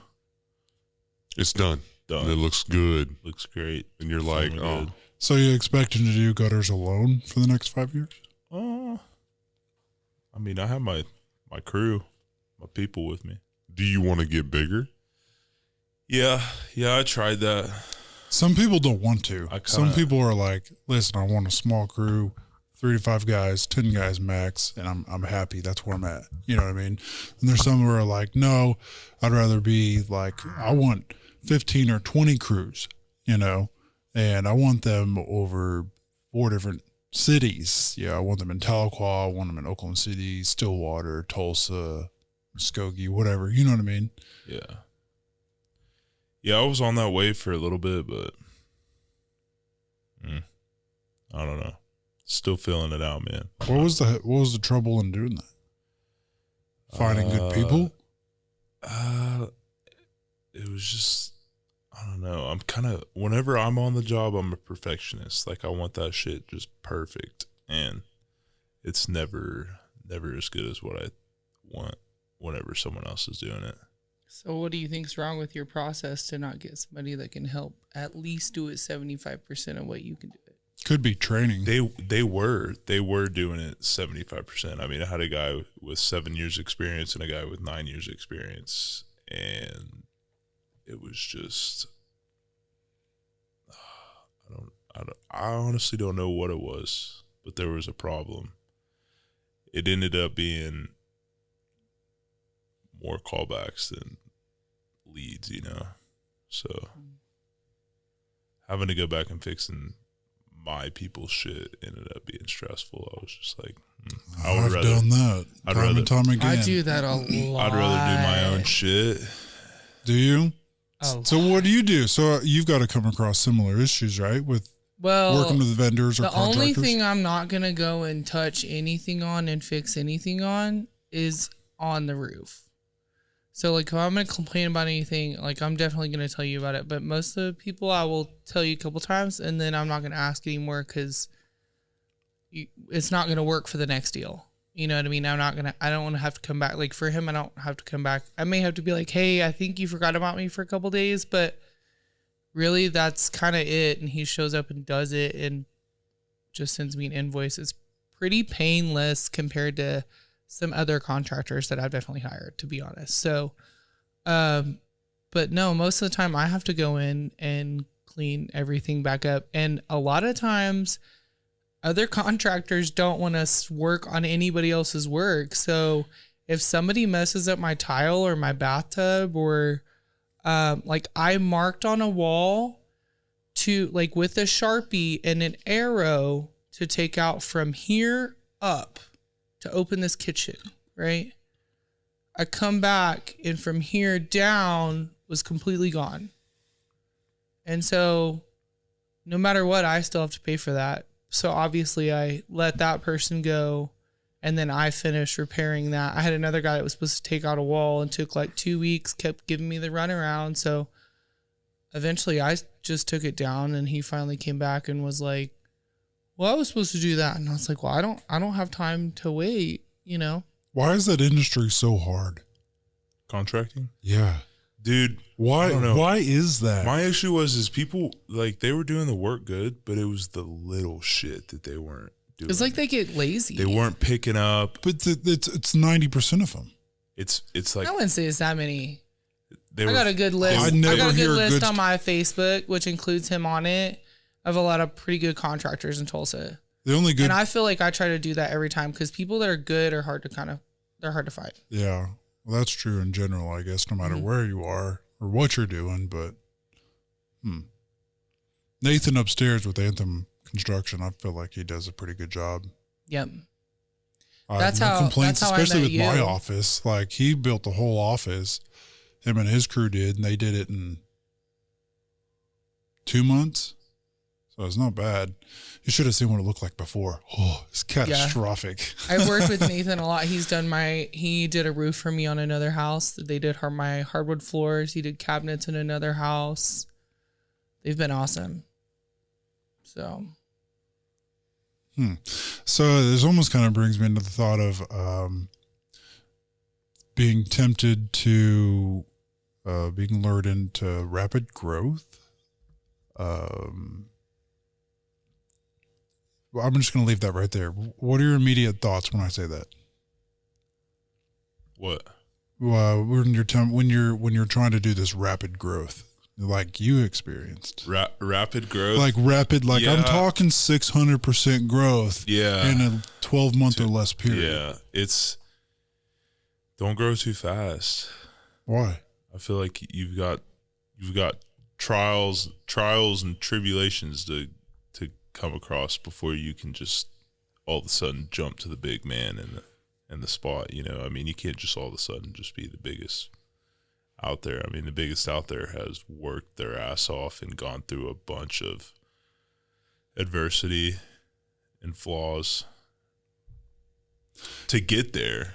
And I feel like everything just comes from experience. I mean, to be the best, So some people are like, hey, you can cut down on that lag of growing from lack of experience. If you have a mentor, if you have somebody to show you the ropes, and then you can grow faster, more successfully if you have someone to guide you. Do you think that's true? Oh, 100%. Yeah. Really? 100%. A helping hand. Because you don't have to live the experiences to have the knowledge. Someone's already gone through their 5-10 years of experience, and then they can just tell you, as opposed to you doing it for 10 years to build the experience. Just like reading a book, you learn more from reading a book than you do for 2 years of doing something. So you said 5 to 10 years. So if he's had rapid growth in how long? 12 months? Well, I mean, we're saying rapid growth. Like, I'm just saying, you're quadrupling in less than 12 months. Right. So if he's had rapid growth in less than 12 months, why would you want to mentor the guy that's been doing it for 5 to 10 years if he's done what he's done in 5 to 10 years, but he's done it in a 12 year? months, yeah. Then he doesn't need it. He's not one of those cases that would need the mentorship. He doesn't. Right. But I do. Other people want to do what he's done, right? Then he needs to figure out why. Then why doesn't he help other people be able to can. do that? You know that's what I'm I'm not saying. saying. I'm not saying you have to have the 5 or 10 year experience. Yeah. If you have a successful, I wasn't saying you weren't. I was just. But you want somebody that already has that experience, that is that step ahead of you. Which is kind of like what I was saying earlier about like networking and finding a couple of those people that have had those experiences that are 10 years older than me, and that, hey, listen, I did exactly what you did. I went through those. I know exactly what it is. You need to do X, Y, and Z, and that'll help a whole lot. Yeah. Right. I would almost say if you're like a young business and you're wanting to grow a lot, pick 3 businesses that you want to be like. Like, what businesses do you want to be when you grow up? Yeah. And then go ask what you can do for them. Right. Well, because maybe they're really busy and you can print them some extra shirts, or you can do some of their gutter jobs. 100%. But if you're just around those people. So Destiny on Instagram Live was talking about how anyone can get an LLC and just do it. And a lot of markets are so saturated because of how easy we've all made it feel or look. You know, when you go on Instagram or TikTok or whatever it is, you're like, oh man, it's so easy. It's plug and play Shopify, drop shipping. It's this and that. It's, oh my God, anybody can do the marketing, or anybody can flip homes or do wholesaling, or anybody can put on gutters. And you're like, yeah, anybody can, but do you know the other headaches that come with it? Like when you put on the gutters, do you know that blah, blah, blah should be done? Like, did you check this, and that? You know, did you think about your accounting side? Are you trying to just make a living? Like a lot of these people, I feel like when they start a business and they just open up an LLC, they don't think long term, and they just think about being able to pay their bills and have the freedom short term. Yeah. So like, I feel like that there's going to be a lot of people that if they continue on that path, when they hit their retirement age and we're going to be paying their retirement, they're going to be living on Social Security because it's like, you know, did you plan to sell the business? Well, no, because it was you and 2 other people. That's not sellable, you know. Or you know, a lot of times people are terrible with saving, or terrible with investing, or taxes, you know. And so that's if they make it to retirement without the government getting involved. They still have that, you know. How do you know that she said that in a negative context? Well, I didn't mean it negatively. I turned it negatively. Okay. Yeah, because of one perception. That was all. Okay. So Destiny could have meant it completely different. So there's that perception again. Yeah, it's kind of funny how that sneaks up on you. Okay, so what about another one? I think this could be our last one. What is that saying? And we just said it an hour ago. Perception. Nope. It was about counting your chickens before they hatch. Right. Have you guys ever done that and then they not hatched? None of them hatched? Don't count your money before you have it. For me, I don't think I've ever. That's a very good lesson for sure. Yeah, absolutely. As far as money, I think if you read The Richest Man in Babylon, you're only supposed to use like 10% of what you actually get. That's an awesome book. Really good book. The definitely my favorite ever, and I think it's like the shortest one ever. I hate reading, so that's great. Yeah, hate reading. Chickens and eggs. Okay, so I think you should. I was like, hang on. She's like, let me tell you something about chicken and eggs. Yeah, chicken and eggs. That you should like. I think you should put your eggs in multiple baskets, if that makes sense, and give them an equal amount of effort. Just like with your marketing, when you put stuff out, or like maybe I don't know, you put your stuff out and you see if people are attracted to it. If they don't, and you put all your eggs in one basket, you're screwed. But if you got a lot of baskets and one of them hits, then maybe you can move some more eggs into that basket, because that chicken's probably going to get a little fatter. You know what I mean? Mm-hmm. Maybe not literally, but figuratively. Fluff out, you know? Okay, yeah. So have you ever counted your chickens before they hatched? I personally haven't, but I don't have a whole lot of experience in that. I have. What's that like? Sounds kind of terrible. Really sounds like a good if story. You rely on, I mean, that's you're relying on something else. If you get your hopes up for that, and then it all falls, then you're kind of just screwed. For me, I mean, doing work for a bunch of people, and then some of them, say they're going to pay, and then you wanted to use this money to pay the material bill, and all of a sudden they're not paying. You know what I've had before? I've had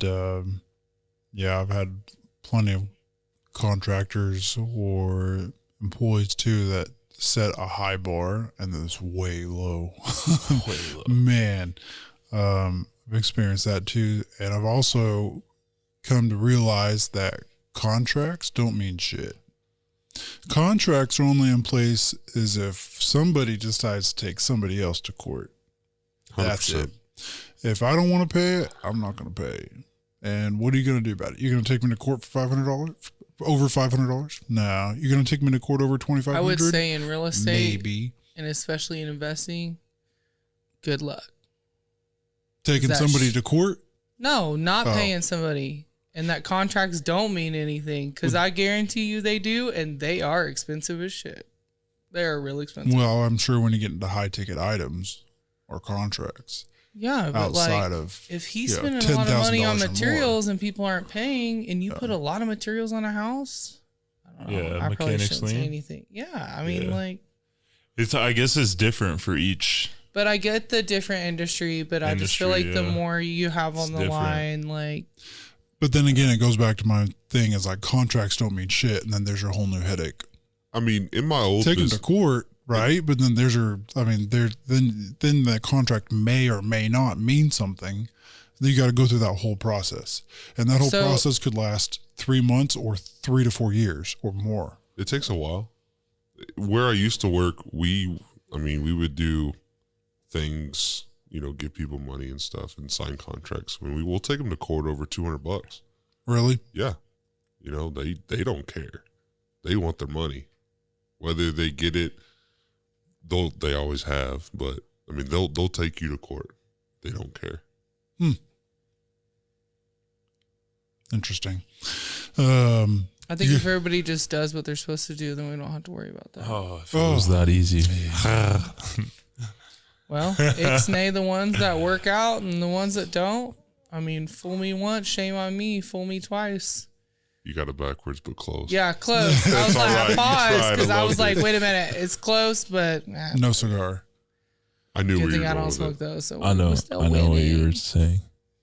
Do you? You sound like you were gonna like really. You know, your voice gets really deep when you're talking to the mic like that. I thought you were like. Can you guys smell my breath? I don't want to. Always smells like Modelo. It's probably better than Dip Brothers. Let's hope you don't have COVID. I'm gonna have to spray that down. Nah. All right. So, do you guys have any final thoughts? My last final thought here. I'll go ahead and start off.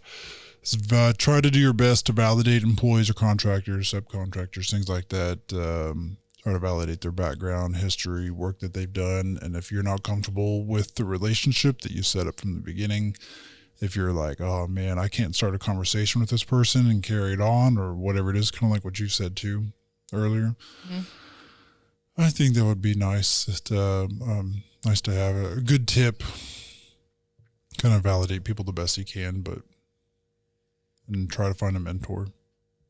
Go to some of those networking groups. Like if you need help with the a box. network, if you need a mentor or somebody to help you or find something, even if I don't know them, I'll help you find them. I might not know a lot of t-shirt people, but I will find some awesome ones. So I will go to Tuesday, first Tuesday of October. Yes. So if you look at the Tulsa Real Estate Investor Network, Kathy Portley on Facebook is the one to reach out for that. Oh, I just wrote down that sound effect, right? Shout out. Remember how you were like, shout out? Shout out to the so-and-so. Remember you do that? You just kind of butt in like that? Sorry. Well, I mean, I'm all for people reaching out to me too, but like they got to talk to them to, get all the information. So yeah, for sure. So if someone wants to reach out to you to help them find a mentor, is that something Ashley Strain on Facebook. That's it. Ashley Strain on Facebook. Yep. Can you spell that out for people like me that don't spell well? ASHLEY. And then my last name, STRAIN. Strain like stuck a strainer. Easy enough. Like, yeah. What'd you say? Like a strainer? Okay. Like a spaghetti strainer? Dang, Stone, what are you going on with these sound effects? That would be a really good one too, though. Right. Hi, my name's Ashley. You got any final thoughts, Chance? There's this quote by Denzel Washington. He says, dreams without goals are just dreams. So you need to have goals set to get to your dreams. Fair enough. Stone? You want it, you got to go get it. Got to. No handouts. No handouts. No handouts. Ashley, you got any thoughts? Final thoughts? Every day. Time to buy another house. Hey, I'm selling one. Let's get it on. I know. We're supposed to go look at it. Well, you're supposed to send me that. Well, I got the address. Your agent. Something after this. That's what we're doing. I can text you her info. Yeah. Let me go and let you guys know what we're going to be doing on our next podcast episode. The next one is going to be pretty exciting. Actually, the ones over the next 5 weeks are going to be great. So next week, we're going to be talking about, is branding really necessary? The week after that, we're going to be talking about customer and employee retention. And then we're going to, we have scheduled Mason Thatcher as a guest for the $100 story on September 30th. And then we're going to be planning some more out in October. Might have to take a week or two off in October from doing any lives or podcast recordings, but we'll keep you guys posted on all that. So I'll be gone next week. I'll be in Florida. Oh, vacation? Kinda. Softball tournament. Okay. Are you doing pro or something? I'm going to try. I'm not right now, but I'll get there. That's the goal. That's the real goal before he's 30. There's your dream and the goal. Is that your why? That's a hobby. You're trying to put a lot of gutters up so you can play softball? No, abundance is probably the goal. Being able to provide. Okay. Provide what? I mean, with abundance, you can provide anything. I mean, what's anything? What's important to you? I want to be able to provide opportunities, safety, and financial security. In opportunity. That's what happens when you think about what your goals are. That's my why. Stone. When I know this, I know we're coming to an end here on this, but I know that I get in a rut when I feel like I can't provide. Like it hits home, and I keep wondering. I'm like, why am I feeling like shit? And I'm like, it's because you feel like you can't provide security. How are we gonna fix that? Okay. So I have a competitor, and his engine blew, and for me, I'm in the position I have 2 trucks sitting in my house. He was able to use a truck.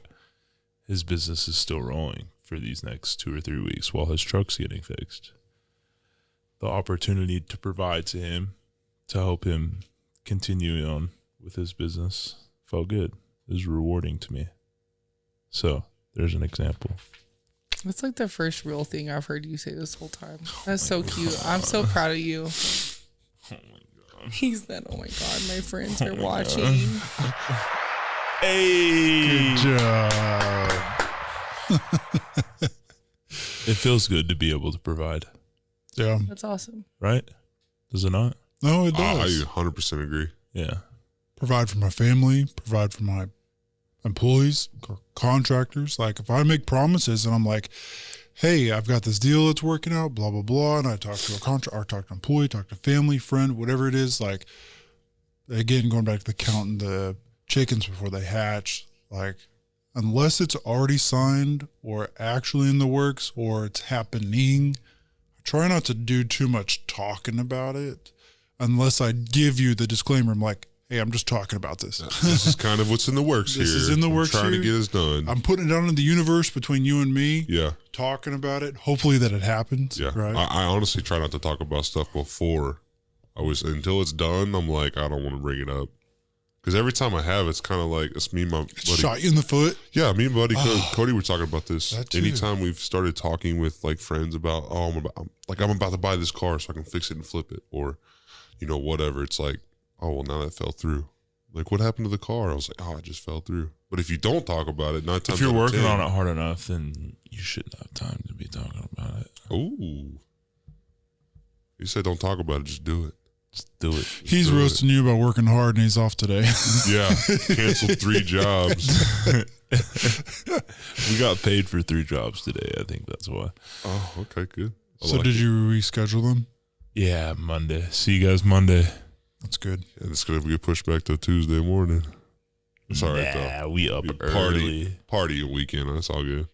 Yeah, I wish I had my son. I'll be working at the TU game tomorrow. Devin and I will be. Conrad's Roofing. Flying the drone for Conrad's Roofing. The rooftop view brought to you by Conrad's Roofing. Hopefully I'll be doing work for them soon.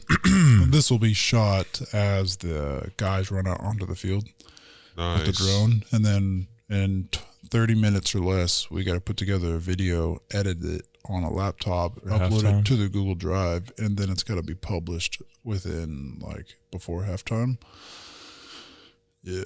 Beautiful. And today we got to request FAA permissions to do that from air traffic control, so then they know we're flying tomorrow, because we'll be within 100, I think is 100 feet above ground level we can fly. Maybe it's 400, something like that. But we're in a restricted fly zone. Don't drones send a GPS signal as soon as they're on? Not anymore, but as of last year, there's 2 more years left to where every drone device will have to be required to, every drone will be required to have a device that emits and accepts signals from other aircraft to let them know what elevation, speed, where they're located, and things like that. So that's new. So soon there's going to be, in the next couple of years, there's going to be officers that are going to have those as well. They're going to have these devices to where they can just hack right in, shut your drone down, pull it right back to them, and then know exactly where you are as the controller and stuff too. Yeah. And they're trying to do stuff like that because over the next 5 years-ish, there's going to be a lot of drones next 10 years, let's say. 5 to 10 years, there's going to be a lot of drones delivering, shipping, packaging, things like that. And so they have to figure out a way to be able to track all of the drones. And plus, there's a lot of people that are flying illegally. Like, you can't fly in state parks, federal state parks, unless you have FAA's permission and the federal government, state and park divisions. Like, someone actually has to give you a paper. Sometimes that takes 2 or 3 months to plan out, but a lot of people are doing stuff like that. There's hobbyists that are flying illegally too. And so there's people like that I've seen on YouTube, well, they'll get $180,000 fines flying at a park. Stuff like that. I don't like that. So lesson of the day, don't fly your drone at a national park. It's a good thing I don't have a drone or I'd fly it everywhere. That's one tip. Honestly, you should get one. So I wanted to take my drone with me when I went to New York, but without certain permissions. And there's very fine areas that I was looking at on the map to where I could fly. And I'm like, man, I want to fly in Manhattan. That'd be awesome to get some shots of, Empire State or downtown or something, but nope. And there's a lot of, areas in the Gulf that you can't fly for miles outside the Gulf because it's all protected wildlife zones, and you can't fly in protected wildlife zones. So that's another thing, but I'd rather play it safe than get a $200,000 fine. Yeah, I don't need that. Yeah. Anyway, so appreciate you guys joining us here on the Bruising Business live podcast. We'll stream next Friday on Instagram on the Blue Studio page, and we'll share it to as many pages as we can and stuff, so you guys can keep up to date and join the conversations. I'm Braden Cruz with Sooner Marketing Solutions, streaming live, recording live at the Blue Studio. Chance Jones with Threaded Industries, where we are a brand built to give back. Stone Shoe, Stone Co Downflow, Seamless Guttering, Got Flow. And Ashley. Tally Investments. Ashley Stern. There you go. Beautiful. Beautiful. right here in your neighborhood. Here's a little tale about hard to recycle plastics. Their destinies were changed, their new lives are fantastic. What once was trash can live on as new things with a program that complements your regular recycling. 'Cause plastics can be so much more. Give this trash the second chance it was hoping for. Your hard-to-recycle plastics can be so much more. Participate in the Hefty Energy Bag program happening in your neighborhood today. O'Reilly! Stay cool this summer with AC Pro and O'Reilly Auto Parts. Right now, get a $15 O'Reilly Auto Parts gift card after mail-in rebate with the purchase of select AC Pro ready-to-use refrigerant products that include a hose and gauge. Beat the heat before you hit the road with AC Pro at your local O'Reilly Auto Parts store. O'Reilly Auto Parts.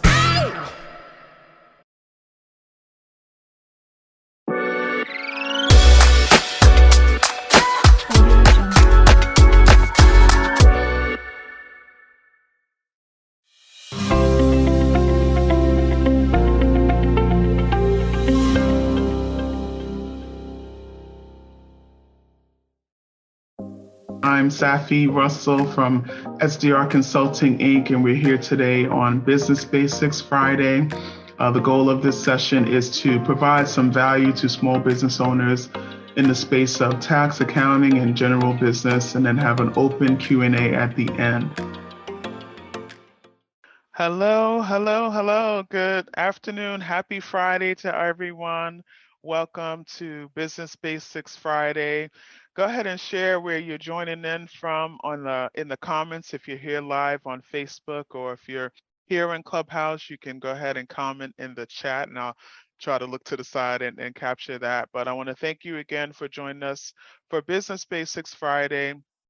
I'm here in New York area, and our guest speaker will share where they're joining us from.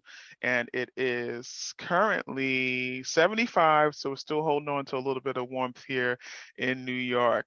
So if you're here for the first time, a little bit about today's session and myself. I'm Safiatou Russell, CEO and founder of SDR Consulting, Inc. Business Basics Friday is a weekly session catered to providing valuable information to business owners. We have a variety of guest speakers that come in to help share information and educate you on the many areas of your business that you need to manage. And this is a disclosure. This is strictly for education and information purposes. There's no client relationship or any legal advice being provided here. As far as my background, I've been in the industry 20 years. I'm a CPA and enrolled agent and also have a master's in taxation. And SDR Consulting, Inc. is a virtual firm based in New York, but we do work with clients all over the US.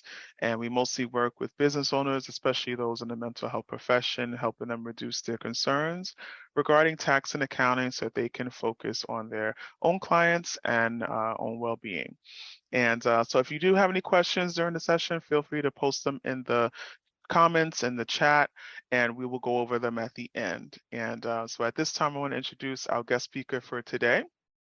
We have Josh D'Amico, hopefully I said that right, from Influential You to share with us identifying your superpower in business. So Josh, go ahead and introduce yourself.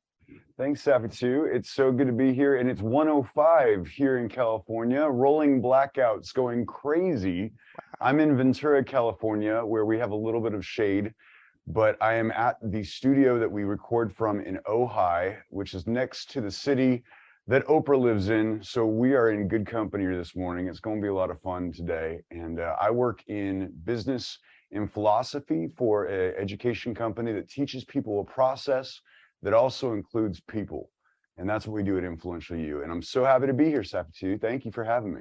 Thank you. Here to help.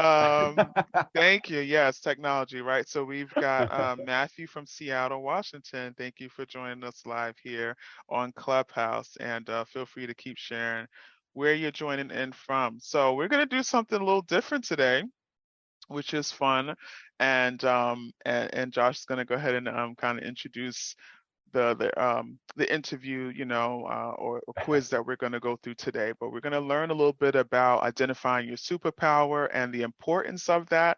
And it's going to be a kind of an interactive session where I'm going to go through this quiz live. It's going to be totally transparent with everybody, and it should be fun. So Josh, go ahead and feel free to intro what we're doing. I love this because we were introduced by a good friend, and Jessica introduced us and told me a little bit about what you do. And it's fun because I get to play in business in a way that a lot of people don't get to.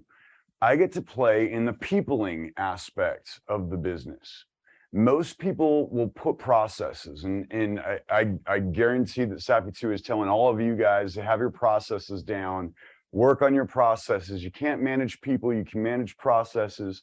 Really important to have that process, but what you find really quickly is that more often than not, people don't hit send and then just do what you want them to do.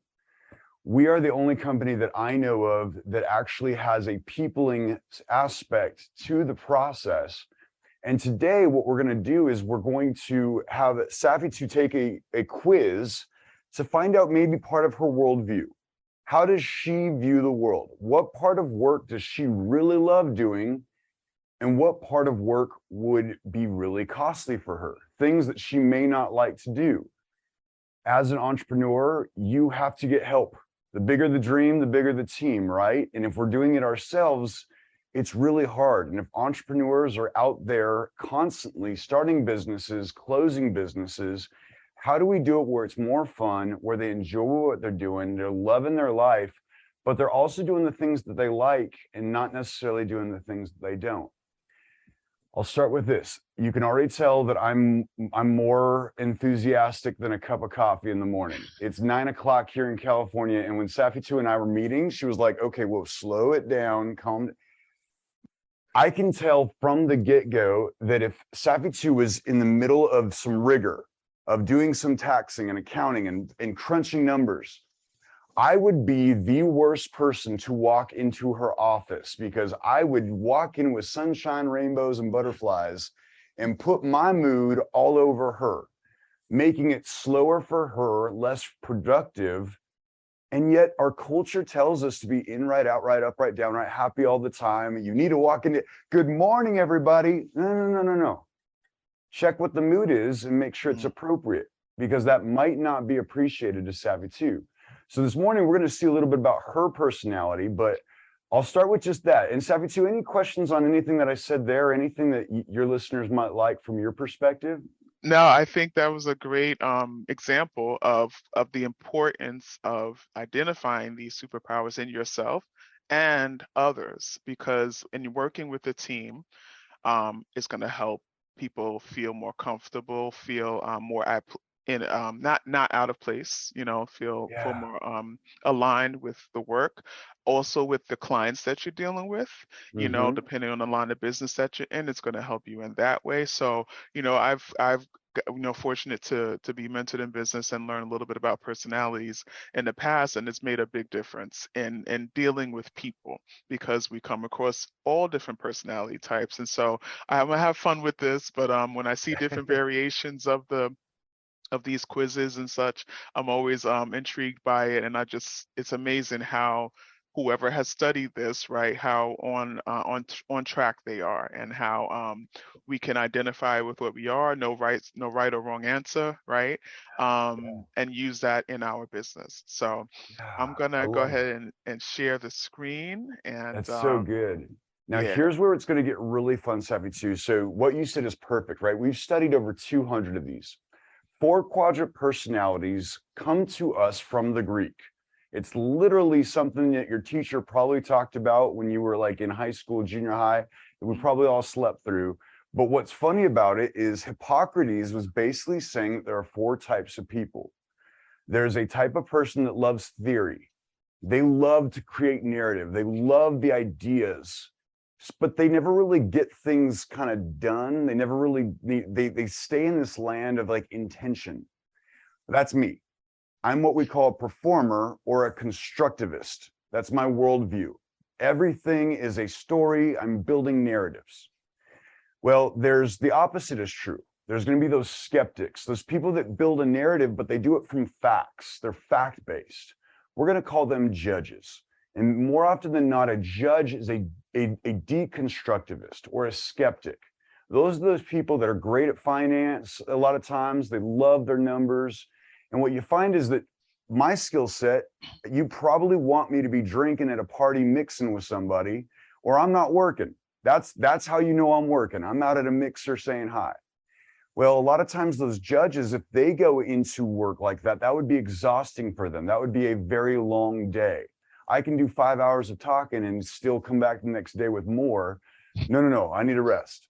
They like to just kind of be by themselves, do some thinking, deep thinking, a lot of, factual things. Hey, here's what you can't do. Here's what you need to know. If I did the accounting, it would be creative accounting. Now, that's not for everybody, but what you find really quickly is that I'm really happier doing the peopling. Well, if those two are true, well, there's probably people in between us. There's the people that are the idea-based. These are the people that are your CEOs 5 years out they're probably too smart for all of this. In fact, they're so smart, they're a lot of ego-driven because they need to have a big ego for those big plans that they're making. Well, the opposite is true. That objective person, we're going to call them a producer. Hey, the dummies upstairs said we're going to do something. Here's how you actually do it. Your engineers, they love a contract and tell us what to do. Let's get it done. Now, here's what's really valuable about it. All we study is the exchange. Outside of this, Safi 2 can be anyone she wants to be. But when we exchange, if I'm going to speak her language, I probably need to know a little bit more about how she views the world. Should I be story-based? Should I be fact-based? Should I tell her about all the people I'm going to include her with? Should I praise her ideas? If I want to have an effective communication with Safi 2, I'm going to stop and listen to what she has to say and see if her worldview matches up with the way that I think she might be thinking and adjust my speaking accordingly. It's more than just a culture problem that we're seeing. It's a people problem. We don't learn how to functionally people with one another. So as you take this quiz, here's what's fun. Everyone can take this quiz, and you can actually see the link in the top corner. But Safi 2, when you take it, there's no right or wrong answers. There's just what you like the most. Which one of these answers gravitates towards you? And I'll let you go ahead and start taking the quiz and talk about your brain as you do it. Okay, perfect. So I'm going to read this for anyone who's listening in on the podcast. And so the first question is, which business idol has traits most like you? Option 1 is Oprah Winfrey. I'm outgoing, I care deeply about others, and I'm a great storyteller. Jeff Bezos, I prefer a well-oiled, consistent, and efficient machine like Amazon. Warren Buffett, I'm meticulous and apply time-tested standards to make the right moves. And lastly, Elon Musk, I'm a visionary on a mission and have lots of new inventions and ideas. And so for me, I'm more like Jeff Bezos, hopefully I said that right. Good. All right. And that Good. was the, I don't know if I can go back, but that was the time-tested, or I prefer a well-oiled, consistent, and efficient machine like Amazon. Love that. Great answer. Now, mine would have been Oprah, clearly. But what's fun about that, right? No wrong answers. No wrong answers. All right, next one. This is a good one. Perfect. Which of the following quotes do you prefer taped to your fridge? First one, when you do more than you're paid for, eventually you'll be paid for more than you do. Zig Ziglar. Second one, whatever you can do or dream, you can begin. Whatever you can do or dream, you can begin it. Boldness has genius, power, and magic in it.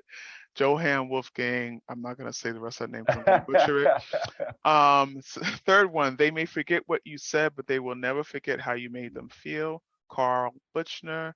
And then the last one, the fact that an opinion has been widely held is no evidence whatever that it is not utterly absurd. Ooh, this is a good one. This is a good one. This is a good one. Let's see. Let me read these over to myself again. Whatever you can do. You know, in this one, I'm going to go with the third one. They may forget what you said, but they will never forget how you made them feel. That one stands out to me. Same as me. Same as me. All right, great. Next question. Which of the following do you agree with the most? Blank is more important than blank. Option 1, consistency is more important than ideas. Option 2, relationships is more important than results. Option 3, vision is more important than perfection. And then option 4, evidence is more important than speed. I like consistency is more important than ideas. Love that. That's perfect. I'm relationships. Yep. All right, cool. Next one. What is your dominant need for your personal happiness? This is powerful. Security, freedom, certainty, or consistency? That's a hard one, Dominant right? need for personal happiness. Yeah. One of those words might stick out to you a little bit more. You might get a feeling, you might not. You're like, hey, it might not be sexy. Okay, which one you got? The one certainty is the one that sticks out to me the most. Good choice. Okay. Yeah, mine's freedom. Freedom. Yep. I was torn between at least 3 of them, but that one kept coming back. Good. All right, next one. What keeps stopping you from making your goals a reality? Option 1, imposter syndrome. I never feel like I know enough. 2, I can't seem to break through my own glass ceiling. 3, I don't know where to start. 4, there's already so many people doing what I want to do. I'm going to go with I can't seem to break through my own glass ceiling. And I'm working on that. And I've gotten past some levels of glass ceiling, but definitely improvement for more. So that one stands out to me. Not a whole lot of people with really good podcasts on Fridays that y'all are listening to and turning into. So there you go. You're doing something right. Good work. All right, great. Next one. You walk into a cocktail party. What happens next? This is fun. Option 1, I find a couple of friends and mostly hang with them. Option 2, I order the bartender's signature cocktail and try to figure what she puts in it to make it so delicious. Option 3, I walk straight up to that business influencer I've been trying to meet and strike up a conversation. Option 4, without even trying, I become the center of a large group of laughing people. Option 1, I find a couple of friends and mostly hang with them. Are you loyal? Are you very loyal to your friends? Up to you? Yes. To a fault? I will go to that influencer, but it would be my first thing to do. Yeah, for me, I go to it and then it's like I try to get this group around. And the last one I was at was the National Gay and Lesbian Chamber of Commerce, and I made a big game with my friend Sarah. And it was a game where she and I had to run around for 15 minutes and collect as many business cards as possible. I walked back with 8, she walked back with 8, and we had 3 or 4 people cheering us on. Nice. That's me at a mixer. Love it. Clown in a golf cart. Next one. For meetings, do you most often arrive just in time, but often a little late? Option 2, always on time and usually the first one to arrive. 3, on time, but only just in time to start. And on time, but not too early. I'm going to go with the on time, but not too early for me. Yeah. And you and I know how I do this morning. And that's, but see, here's where it's really fun. Yes. I'm late to everything because I'm so happy where I was at. Philosophically, I'm where I'm at, right? You don't have to tell me to be present. I'm going to be that.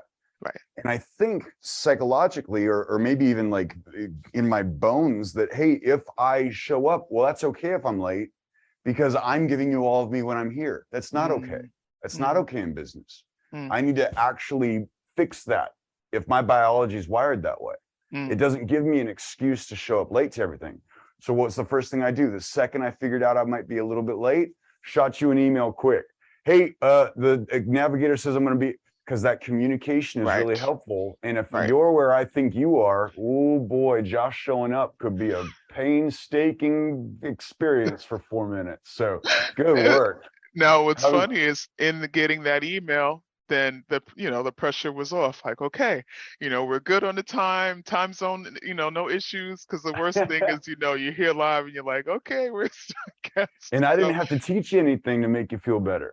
The communication. But that's what's so valuable because once I can communicate with my clients that way, exactly, you start to ease the pain of that whole communication thingamajigger. Yes, all right, the disconnect. You're up. All that, So good. yes.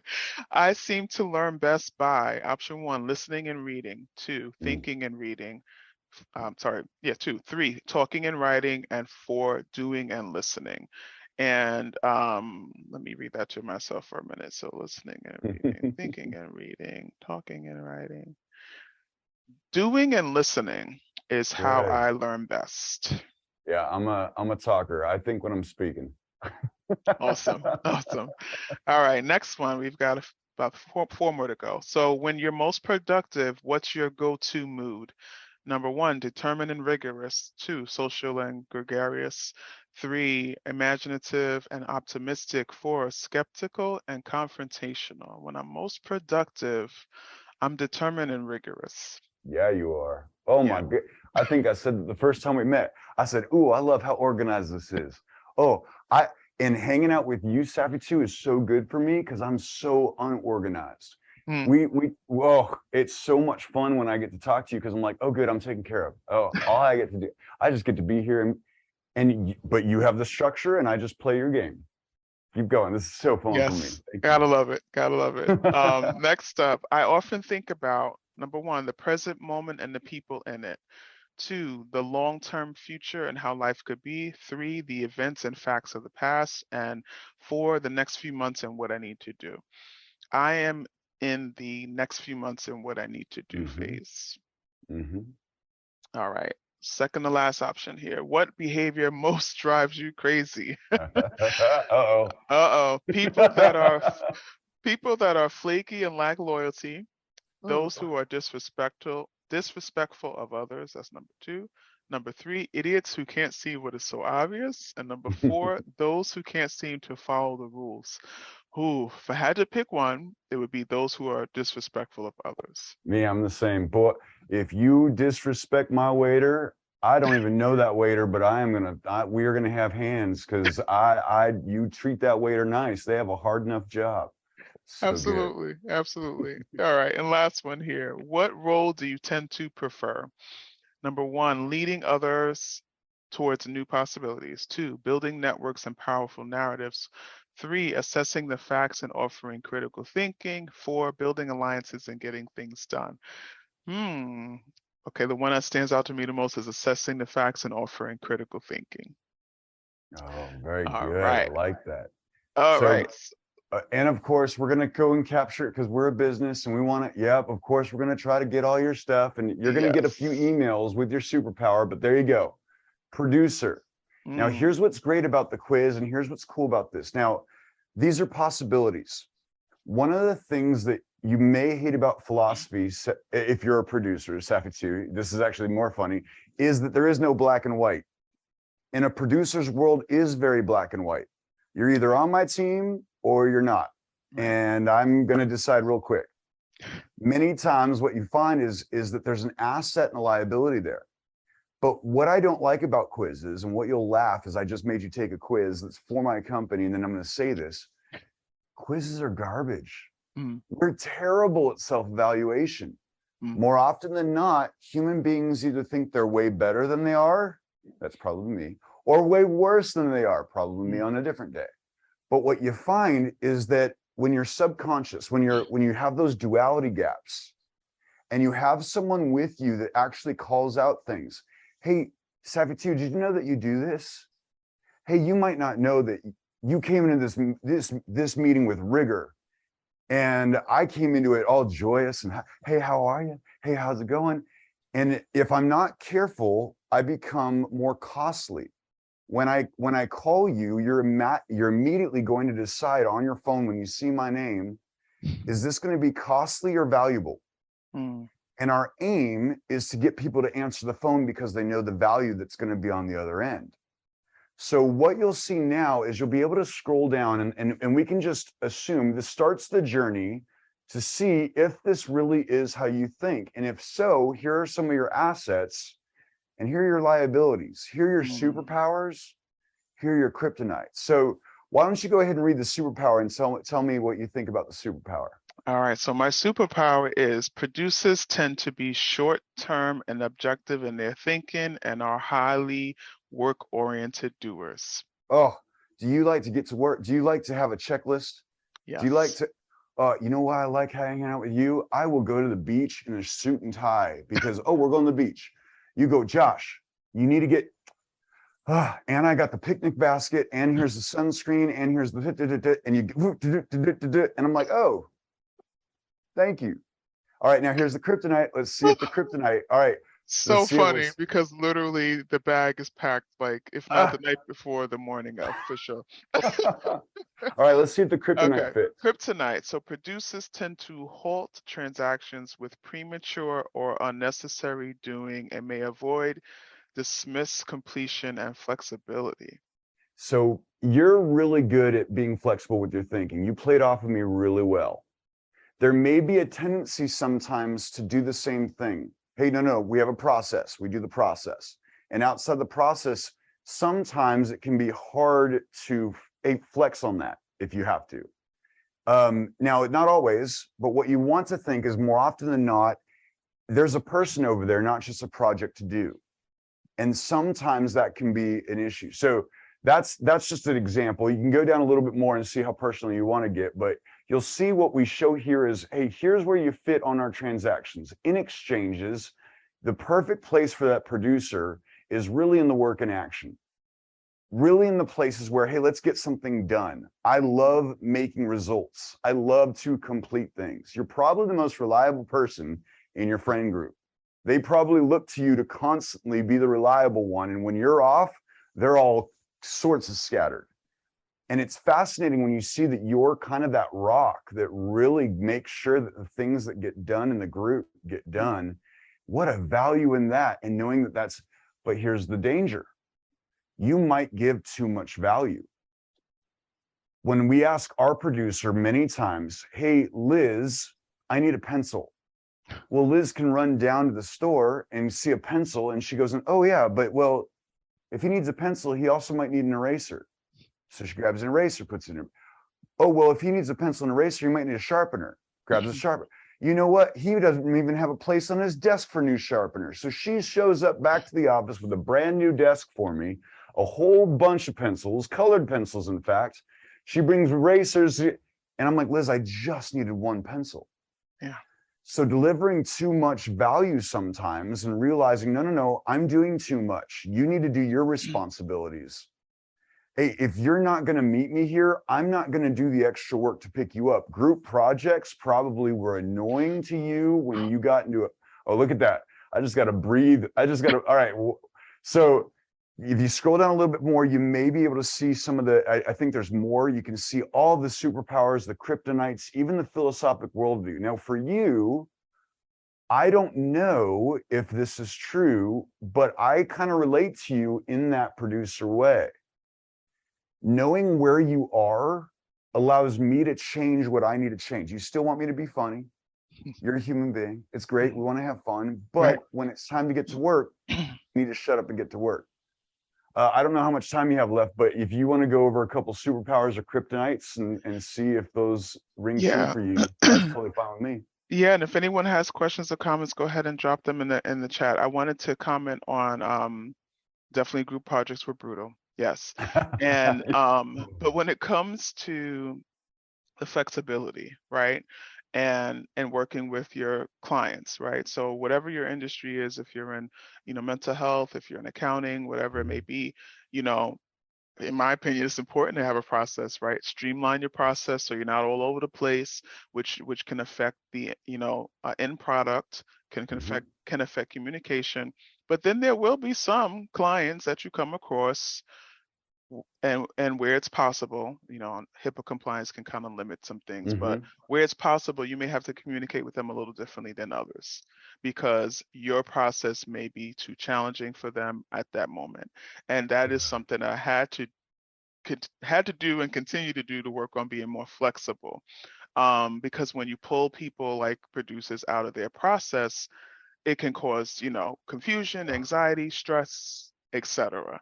So like understanding that, but also understanding their view as well. I've seen it in real life, and I encourage you to really work on some of the tools and skills that you can utilize to get more well-rounded to work with those different types. You know, like you said, there's 4 major groups, but then within that, there's more.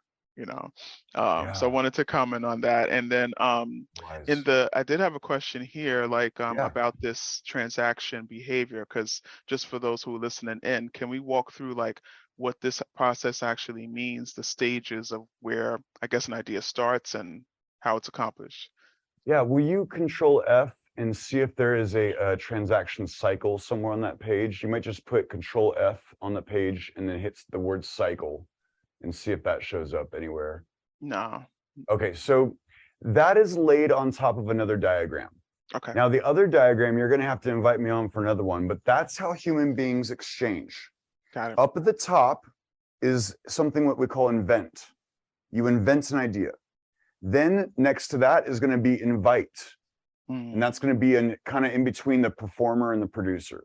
Got it. Next to that is gonna be a presentation. Right? After that presentation, they say, yes, you're going to go to a contract. Now, notice where you and I, performer, producer, that contract divides us. Remember how you and I were talking about, hey, what if we talked about contracts? There was a reason for that. Why? I hate them. You love them. Hey, what are we getting done? Right. HIPAA compliance. Right. Hey, are we covered? Hey, are we taken care of? Right. Great. I don't like that. Oh, no, thank you. I get a person like you next to me, and boy, we are going to take over the world because we got someone that's fun to work with and someone that's fun to do. And boy, we just mix really well. Well, then it goes into the producer land of, okay, here's what we're going to do. Now we're going to fulfill, do labor work in action, and then we're going to measure. Now, here is when you start to read the kryptonite. Sometimes a producer doesn't like the change. Not always. Sometimes it's difficult for them to actually see that what we've always done isn't going to get us to the next step. Do you remember the question about the glass ceiling? Yes. What happens oftentimes is that they need a judge to come in and be like, hey, this is really bad. We need to fix this process. Well, why? This is how we've always done it. Now, I'm not saying you're guilty of that, but there's a natural pull in the type of work that's done in the work, labor, and action. Yeah. That makes you just keep doing. Yeah. So if I get you a checklist, it's kind of hard to stop. Josh, what do you need me to do now? No. Now it's time for me to readjust, and I don't like working with you. I'm going to go with somebody else. Well, in comes the judge. They measure things. They complete it. Measuring and completing is different. Measuring, you're just seeing if it was done. And then you put facts and judgments on it. And too many people in our culture try to put facts and judgments on things before they measure it. But they don't want to come up with a new idea and assess a thing, which is between the judge and the inventor. They'd rather point out your flaws than come up with a new idea for how to fix it. And then in comes the inventor that can, assess and invent a solution. Love it. Once you start to see where your personality is and how it lies in the transaction cycle, you start to realize where you gravitate towards in work and where you might want to get some help. Because I love being the people person, but I need someone to pull me back to work and say, no, you still got to work today. Right. Oh yeah, I forgot about. Love it. Good. Love it. Thank you for that. So I'm going to go over 1 or 2 more superpowers, and then if there's no questions, we'll go ahead and wrap up. This has been enlightening, and everything you hit was on the money.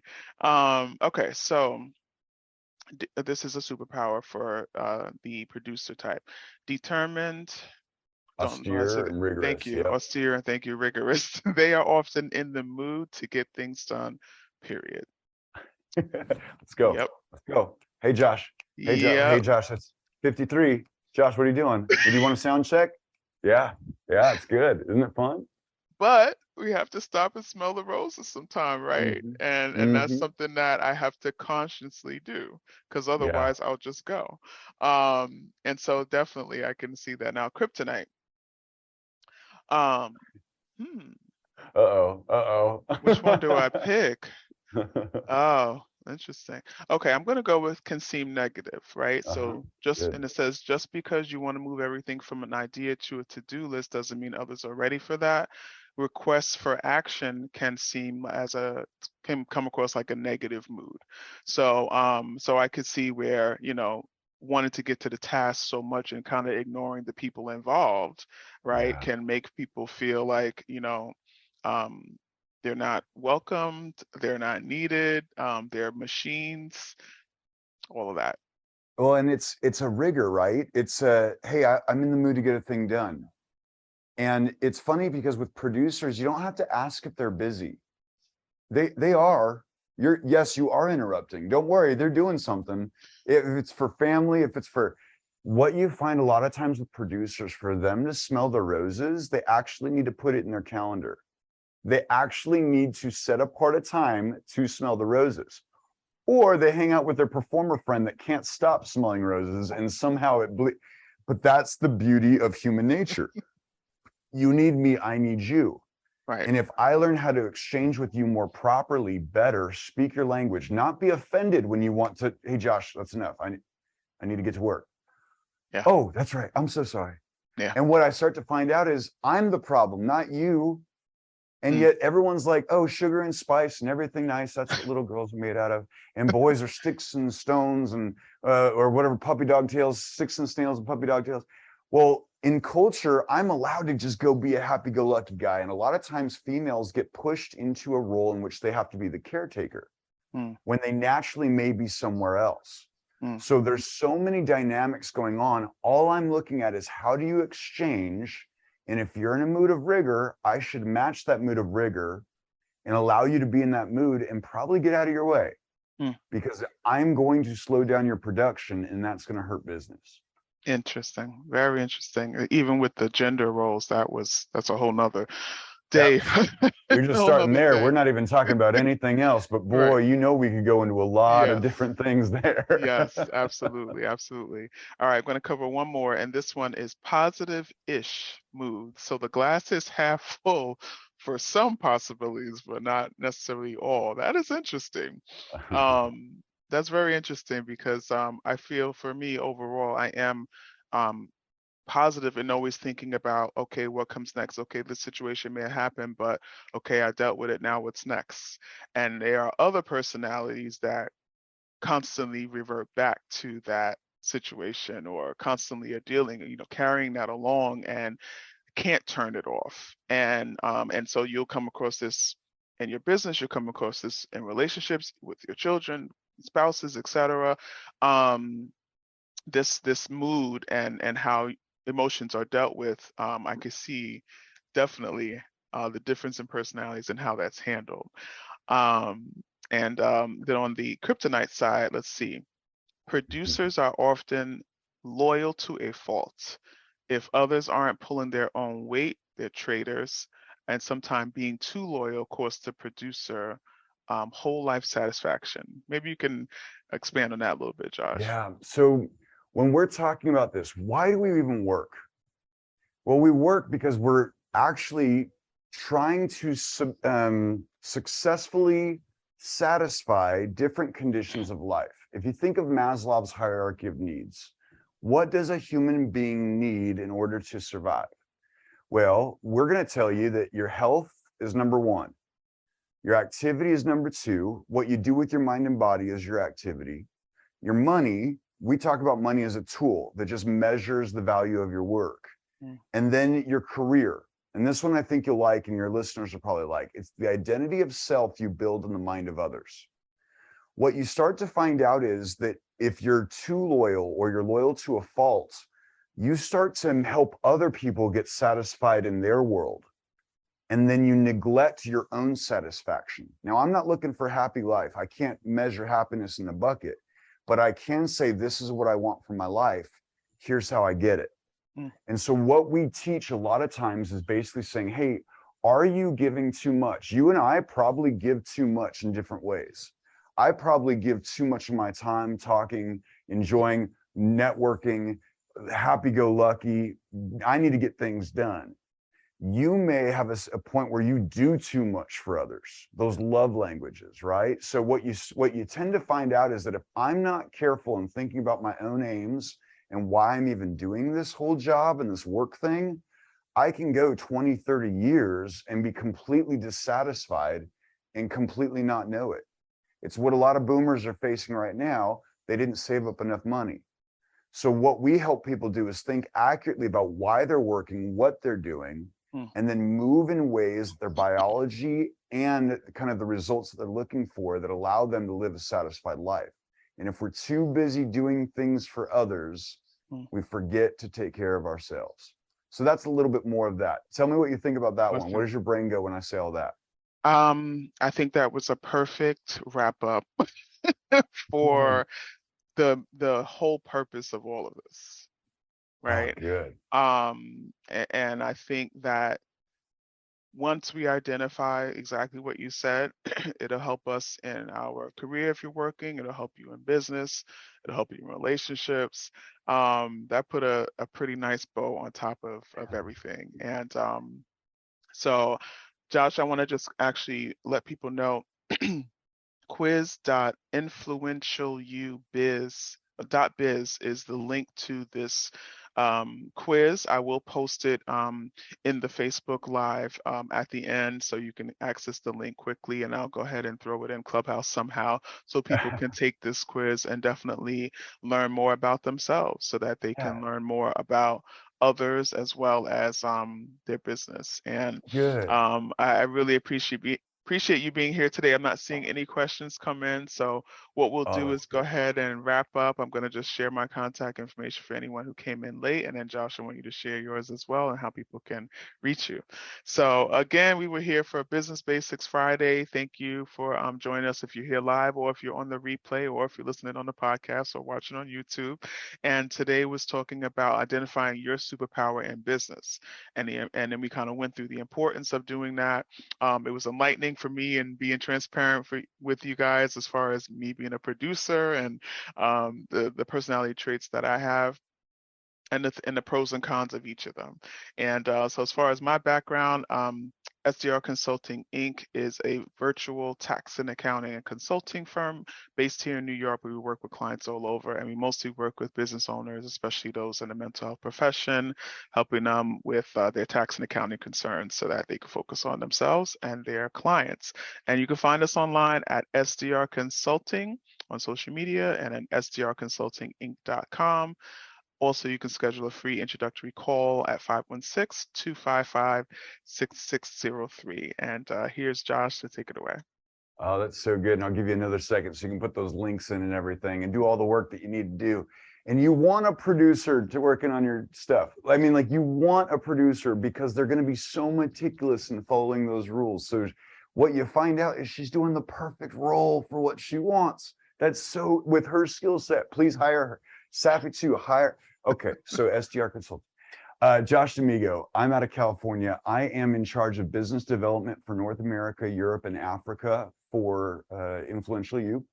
We are a global education company for ambitious business. If you're serious about business and want to see results, that's what we do. Actually, all I'm going to do is plug this. You can find me on LinkedIn pretty easy. Just look up Josh D'Amigo. And then on October 25th, after you take this quiz, first, this is what's going to happen. Safi 2 is now going to get a couple emails saying, how does a producer influence? How does it? And so she's going to get kind of a good baseline of some of the things that she may not have considered that may be her assets and some that might be liabilities. And they might not all fit.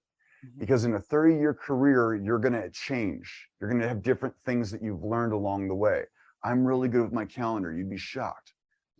On October 25th, we're doing a big we're going to talk all about the 4-quadrant personalities and why they're important. If you'd like to join us, we'd love to have you. It's on Zoom. It's interactional because if it wasn't, well, we shouldn't be teaching this stuff. So we want to have a relationship with you. And if you want to get coffee, let's just be friends on LinkedIn. And I like it. That's all from me, Safi. All right. Thank you again, Josh. And, definitely reach out, get that guidance that you need, industry proven, right? And thanks again for joining us here for Business Basics Friday. We're going to wrap it up now. And if you're here on the replay, feel free to comment the value you've gotten from this, because I know I got some as well. And we will not be here next Friday, but the following Friday after that, join us at 12 o'clock Eastern for Business Basic Friday. Happy tax season. Happy 9/15 deadline for everyone. That's what I'll be doing the next couple of days. And enjoy the rest of September. Speak to you the week after next. Everyone back in school. Stay safe, and we'll see you soon. Take care. Bye-bye.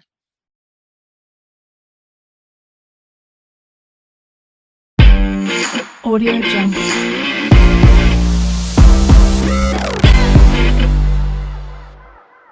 Because fevers rarely strike during business hours, Mommy. What is it, sweetie? there's round-the-clock 24/7 care by phone or video with in-person urgent care options if you need them. Feeling better? A cookie might help. Day or night, Alpharetta to Jonesboro, we're here for you. Restrictions apply. If you have an emergency medical condition, call 911 or go to the nearest hospital. Learn more at georgia.kp.org/care. Kaiser Permanente. Thrive.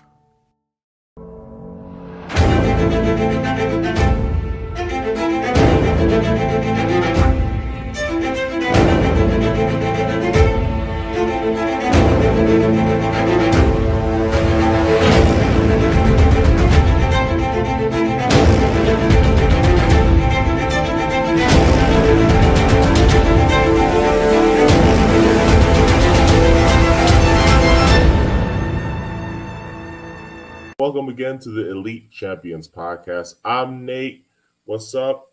Happy Tuesday. And it was a crazy week one here in the NFL regular season. A lot of surprises, I guess you would say, especially for my Giants here. We are 1-0. That's good. That's great. If you want my insight on the game against the Titans, check out our previous episode where I discussed the good, the bad, but mostly good of Brian Dable's debut as a head coach for the Giants. But the Giants did win 21-20, but that is not the point of today's episode. We have a guest on the show. Again, he makes his second appearance here on the podcast. It's Tyler Childers. Tyler, my guy, welcome again. And, well, I would say or ask you how you're doing, but I can kind of guess how you're feeling, specifically with one team, but we'll get to that as well. But overall, how are you? I'm good. You're alluding to the Cardinals getting smacked, which was definitely painful to watch. But hey, 1-0 in fantasy this week, on the shoulders of Saquon Barkley. So I'm appreciating the Giants this fine Tuesday as I'm 1-0, even though the Cards are 0-1. Exactly. Look, my guy Saquon, hell of a game. But before we start with anything, let's go over the scores for week one of the NFL season. Let's start with Thursday Night Football. It seems like a while ago, but it was only like a few days ago. The Bills ran all over the Rams, 31-10 in Los Angeles, spoiling the Rams' championship sort of celebration, I guess, from last season. The Eagles won 38-35 over the Lions. Niners lost to the Bears 19-10 in some weird-ass rainy weather in Chicago, but I guess that's not a surprise. The Steelers barely beat the Bengals 23-20. The Patriots, well, they have some issues over there. They lost to Miami 20-7. The Browns beat the Panthers in Baker Mayfield's first game against his former team 26-24. The Texans and the Colts are so pathetic that they couldn't even score more points than the other team, or than the other, I should say, as they tied 20-20. The Saints barely beat the Falcons 27-26. The Ravens beat the Jets, which is no surprise, 24-9. By the way, Lamar Jackson is going to get paid this upcoming season, or off season, I should say. The Commanders beat the Jags 20-22. Vikings 23, Packers 7, the Giants 21, the Titans 20. The Chargers beat the Raiders 24-19. It was a close one in Arizona. The Chiefs won 44-21. And finally, on Sunday Night Football, the Bucks 19, the Cowboys 3. And then, of course, Denver with the 1-point loss to Seattle on Monday Night Football. A lot of takeaways. I really do. We have a lot of takeaways for each game. I'll start with mine, just some quick points, and then we'll get to the ones I really want to discuss later on because I want to get your points as well, Tyler.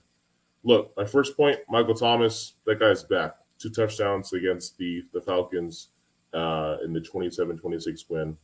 I love him. Casey has slept on him a lot. Doesn't think he's good. Thinks he's just a slant type of guy. Look, Slant this boy. guy, He's slant boy. yeah, but he's big. He's tall. He can get those, one-on-one matchups in the red zone. That's what he did on Sunday against Atlanta. So shout out to him. He's back. 2 touchdowns. And Jarvis Landry, hell of a performance. Had like 7 catches, 100-something plus yards. No touchdowns, but he did really good. The Rams, they're not repeating. I'm sorry. It's just history says that you don't repeat. A Super Bowl champs the year after you won the first time. You just don't repeat. And after their game against the Bills, I'm sorry. Matthew Stafford, he got a ring. He's done. Cooper Kupp, I pray to God, I pray that he does really good the rest of the season, just like he did against Buffalo. But as I just don't see the Rams repeating. I'm sorry. Justin Fields, yes, he is Chicago's franchise quarterback, 100%. In the rain, 8 of 17, 121 yards, 2 touchdowns, 1 interception. Led him back from a 10-0 deficit against the Niners out of all teams. Niners were a good team. They were a playoff team last year. Chicago got the job done. If you switch those quarterbacks, if the Niners drafted Justin Fields like they should have at number 3 instead of Trey Lance, the 49ers win that game heavily. Oh, yeah, 100%. But I will say to everyone out there, I know these are quick points, but to everyone out there, I ask for patience for Trey Lance. That's all I ask for. I'll get to that in a second, but I just ask for patience because I know they have Jimmy G back there still. He could step in at any time, but Trey Lance is young, so all I ask is for patience, but we'll get to that later.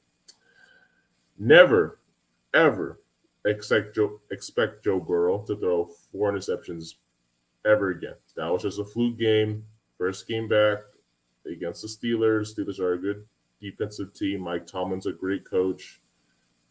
They barely lost by 3. So Joe Burrow, he's not going to throw 4 picks ever again. He's just not that type of guy.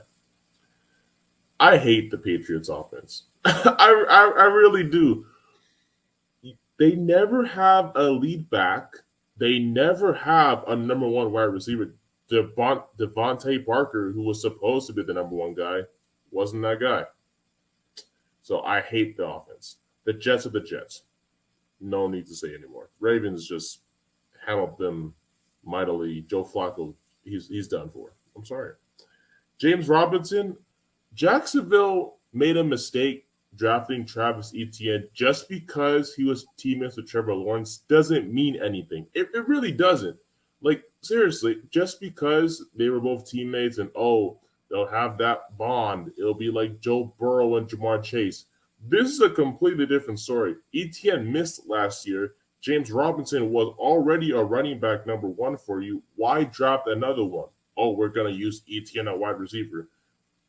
Etienne like 2 catches yesterday. That's pretty much on Sunday. That's pretty much it. So Etienne was a waste. Robinson went for 11 carries, 66 yards, and a touchdown. Sorry, he's an RB1. So Jacksonville, you messed up. Again, Trevor Lawrence, he was all right. Well, we'll give him some time. Nick Chubb for the Browns, 22 carries, 141 yards. Good for him. He's a good running back, top 5 in my opinion. Brandon Cooks needs to leave the Houston Texans. 7 catches, 82 yards. You have Davis Mills. You don't got anything else. Dameon Pierce, he's a good, solid running back. He's a rookie this year. But Brandon Cooks, you want to win the championship? Get out of Houston. Jonathan Taylor, 31 carries, 161 yards, 1 touchdown, 5.1 or 5.2 yards per carry. That's great. But when it's week 8 and he's hurt, sorry, Indy, you're screwed. The Packers are going to be just fine. It's just one game. They lost their first game of the season last year. They made the playoffs still. I am not worried about Aaron Rodgers and the Green Bay Packers. Patrick Mahomes does not need Tyreek Hill. As much as I love Arizona's secondary and the defense itself, Mahomes just tore him up. Tore him up completely. Doesn't need Tyreek Hill. He has Kelsey, he has Hardman, he has that tight end. I forgot his name, but you have some young guys. Juju, yeah. All those guys. Their offense really good. They're fine.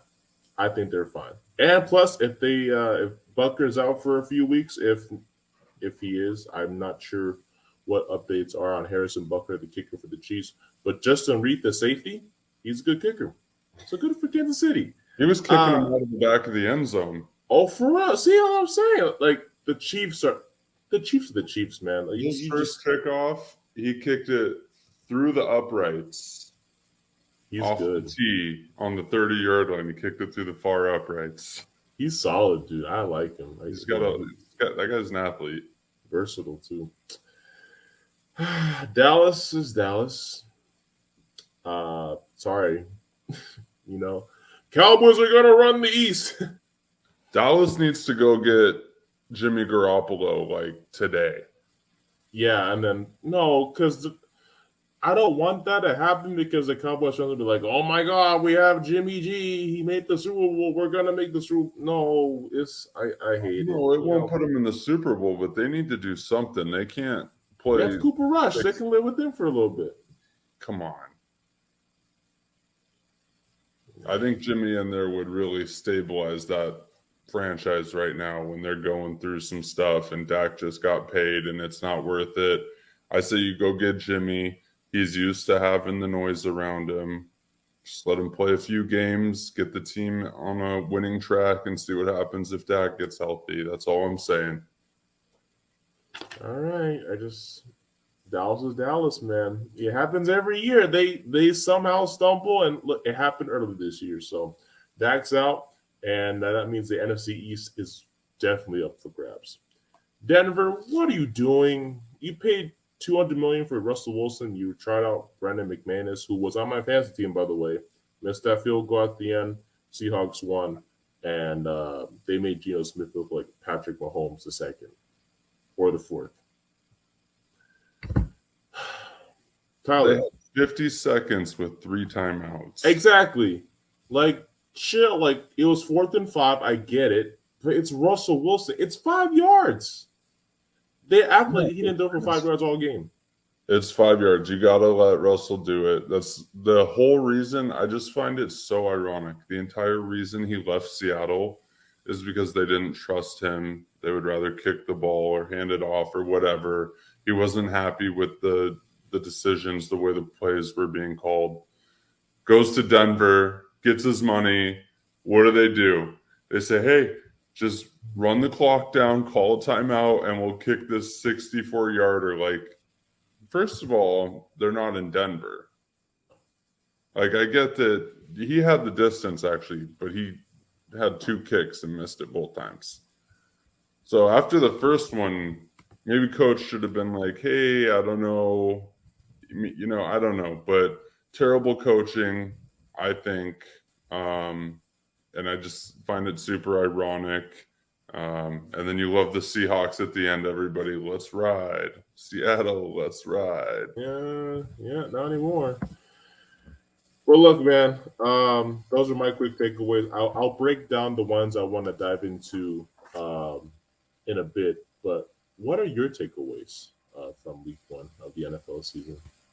Yeah, a few takeaways. I don't think the Rams are going to win the Super Bowl again, but I do think they played kind of with a Super Bowl hangover. They unveiled the banner. They've been partying all summer.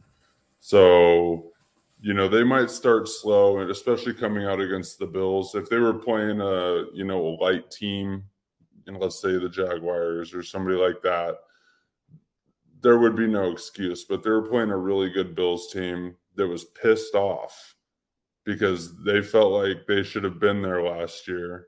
And so they wanted to show, those defending Super Bowl champs, hey, we're for real and we're going to stomp you out. And that's exactly what they did. I think the Rams will shape up, as the season goes along, as much as it pains me to say. I don't really enjoy the Rams, but they're going to get better. And that's arguably the team coming out of the AFC. So right out of the gate, measuring stick game while you're hungover on Monday morning at work type of deal. You know what I mean? So I don't fault them there. The Cardinals are going to need a lot of love on defense. We had a lot of people out, and then a lot of people that did play were banged up, but that's no excuse. I think when we did the preseason predictions, I did predict that the Chiefs would beat the Cardinals. So it's okay. We can let that one go. I think the Cardinals will be one of those teams as well. To get better as the season goes on, especially as we get more people back. Obviously, D-Hop's the main one. We played without J.J. Watt. We played without 3 wide receivers, to where Andy Isabella was actually part of the game plan because we had nobody else. I just think both sides of the ball are going to get healthy. Cardinals will be okay. Also, I'd rather start bad at the beginning and get better than start really good at the beginning and tail off. So if that's the two options, I'm okay with that. I'm hoping that we'll trend up. Falcons continue to just blow late game leads. They might be the most choking franchise ever. Like it always happens. They were up by like 20 points with 5 minutes left in the game or something like that. Some crazy. Blew another lead, 28-3, reminiscent of that. The Bears, I don't think the Bears are as good as people are giving them credit for. I think it's that the 49ers aren't as good as people thought. I don't know why everybody loves Trey Lance. The kid is not great. I know you said be patient, but you drafted a kid out of North Dakota State, 3rd overall, over Justin Fields, Heisman finalist out of Ohio State. They basically have the same skill set, but somehow Trey Lance was picked above. I just really think, and I have a few 49er fans that agree with me, that was a huge mistake. They should have taken Justin Fields. So I think that this game really showed that. And that's the first time they've played in their career, so I really enjoyed seeing that. Patriots, awful, but I love it. I love it.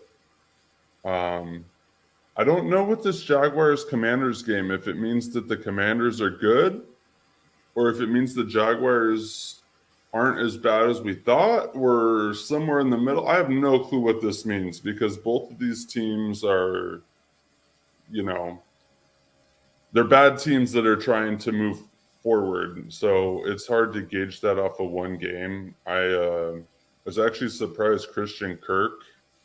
I talked a lot of smack about him during the offseason leaving the Cardinals. He had a good game. He went for 100+ yards, a touchdown, I think. He had himself a game, so congrats to Kirk.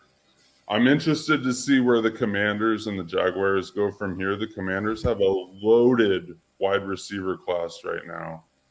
Obviously, scary Terry McLaurin. Curtis Samuel as well. That is a great waiver ad this week in fantasy. I've got my claim in right now, so hopefully I can get him. And then they have a third guy, I can't even remember, that they all had 20 points in fantasy, all 3 of them. So Carson Wentz was spreading the rock around. I didn't get to see that game, but the numbers looked good. It looked like Wentz was getting the ball out. So, yeah, I'm interested to see if the Commanders are real this year. Colts and Texans, I think that's so fitting. They're both awful.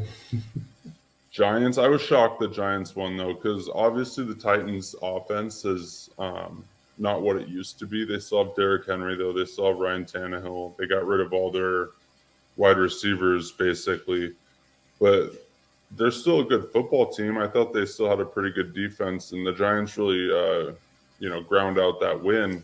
And that was really impressive by the Giants. So I didn't give them a fighting chance in hell. But I thought that was really good.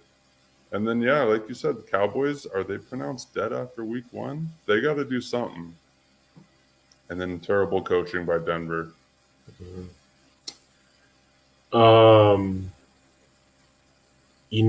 I think the biggest storyline out of week 1 is just the Cowboys. The Cowboys are America's team, and let's face it, Dallas, you don't have Dak. They're going to roll with Cooper Rush or Will Grier, the 3rd-string quarterback out of West Virginia. Was formerly a Carolina Panther. Not really relevant, but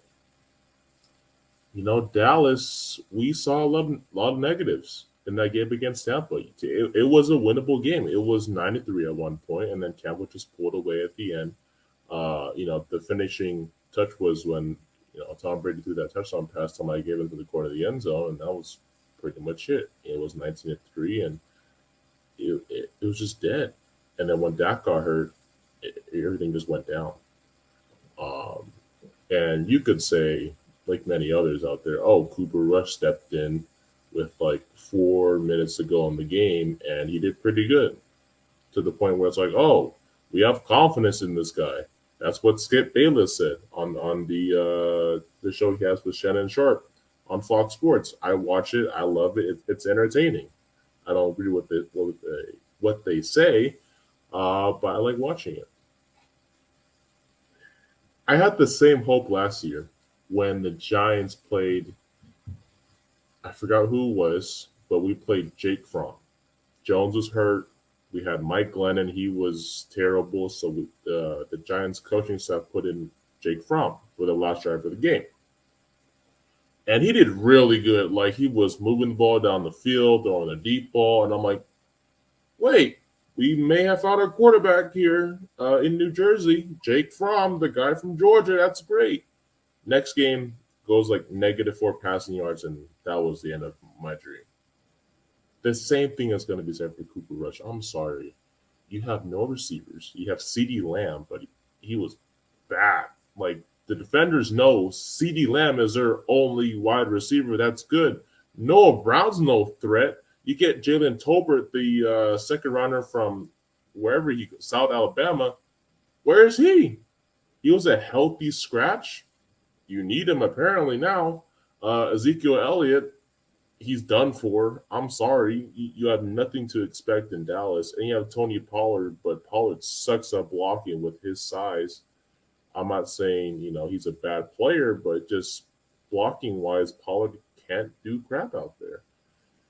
Defensively, yeah, Michael Parsons, and what else? What else do you have? Trayvon Diggs is a fraud. Yeah, thank you. Yes, thank God. Someone had to say it. I was gonna say it, but you beat me to it. Just because he had double-digit interceptions last year, and he's a top 30 player. No, he's not. Bro, the numbers don't. I love stats. I love numbers. I love basing my opinions based on stats, because stats don't lie. And Trevon Diggs got more than 10 interceptions last season. But that doesn't mean he's a good corner. It's a boom or bust with him. It's either he's going to, get the pick, or he's going to allow a big completion down the field. I'm sorry. They're screwed. Trevon Diggs is not that guy. Stats don't lie, but they can be misleading. Yes. And one statistical term that I know you're familiar with that's very applicable here is he's regressing to the mean. Mm-hmm. Yes, very much. He's going to fall back down to where his average should be. Those stats at the end of this year, average them together. That's probably a good indication of where he is, not, just last season. He's regressing back to the mean. Yeah, and guess what? Like, it's just Trevon Diggs isn't a good corner, and when you don't have Trevon Diggs, who else do you have? Like, Dallas is literally screwed, and they're still America's team, and people still think they're going to win the East. No, I'm not even being biased, legit, and I'm being serious. The NFC East is between the Giants and the Commanders. The Eagles barely beat Detroit, and we're going to shift to that right now. The Lions, I get they were on Hard Knocks, and a lot of us are fans of the Lions now because they were on Hard Knocks. I am myself. I love Dan Campbell. Jared Goff is a former #1 pick from the University of California. Been a big fan of Jared Goff all my life. They barely lost to Philly, the Lions did, by 3 points. The Lions are a good team. Last year, they lost some pretty close games, especially the one against Baltimore. They almost beat Baltimore, but Justin Tucker is such a good kicker, made that long-ass field goal. Excuse my language, but they made a long field goal and they won. Detroit's a good team. They held Jalen Hurts with A.J. Brown and Devontae Smith and whoever they have over there at wide receiver, 0 passing touchdowns. They force him to win on the ground. Yeah, and Jalen Hurts, not a dual threat quarterback. I'm sorry. All you Philly fans out there, stop the cap. Jalen Hurts is not a dual threat quarterback. 0 passing touchdowns against Detroit's defense. Really? Right, sure. Jared Goff, 2 touchdowns on Sunday against Philly. Had that one fumble, but it was, recovery. Had that one interception. He needs to play better 100%. DeAndre Swift is a top 10 running back. 15 carries, 144 yards, and a touchdown. Really good. And I love Amon-Ra St. Brown, the wide receiver from Detroit. He's a guy from California as well. Has a brother in the NFL, Equanimous, who is on the Chicago Bears as of right now. Had a touchdown as well. So congrats to those 2 guys. The fact that they scored touchdowns within 3 minutes of each other, that's pretty good. That was cool for the family. See, yeah, it's cool for the family. Football's not all about, winning and losing. It's about, the other things in life. And that was pretty heartwarming. But yeah, Detroit is going to be a good team. They're going to surprise some people. They're not going to win the NFC North. Unless something really bad happens in Green Bay or if Minnesota just takes off with Justin Jefferson. But Detroit's going to be a good team. Maybe they'll have 5-6 wins just because they played really hard, and I'm rooting for them. Yeah, I think everybody's rooting for the Lions. I think that game was a little misleading, though. They came into the fourth quarter, the score was 38-21. And the Lions scored 14 points in the fourth quarter. The Eagles scored none. And that's what made it a close game. But, yeah, so I don't know.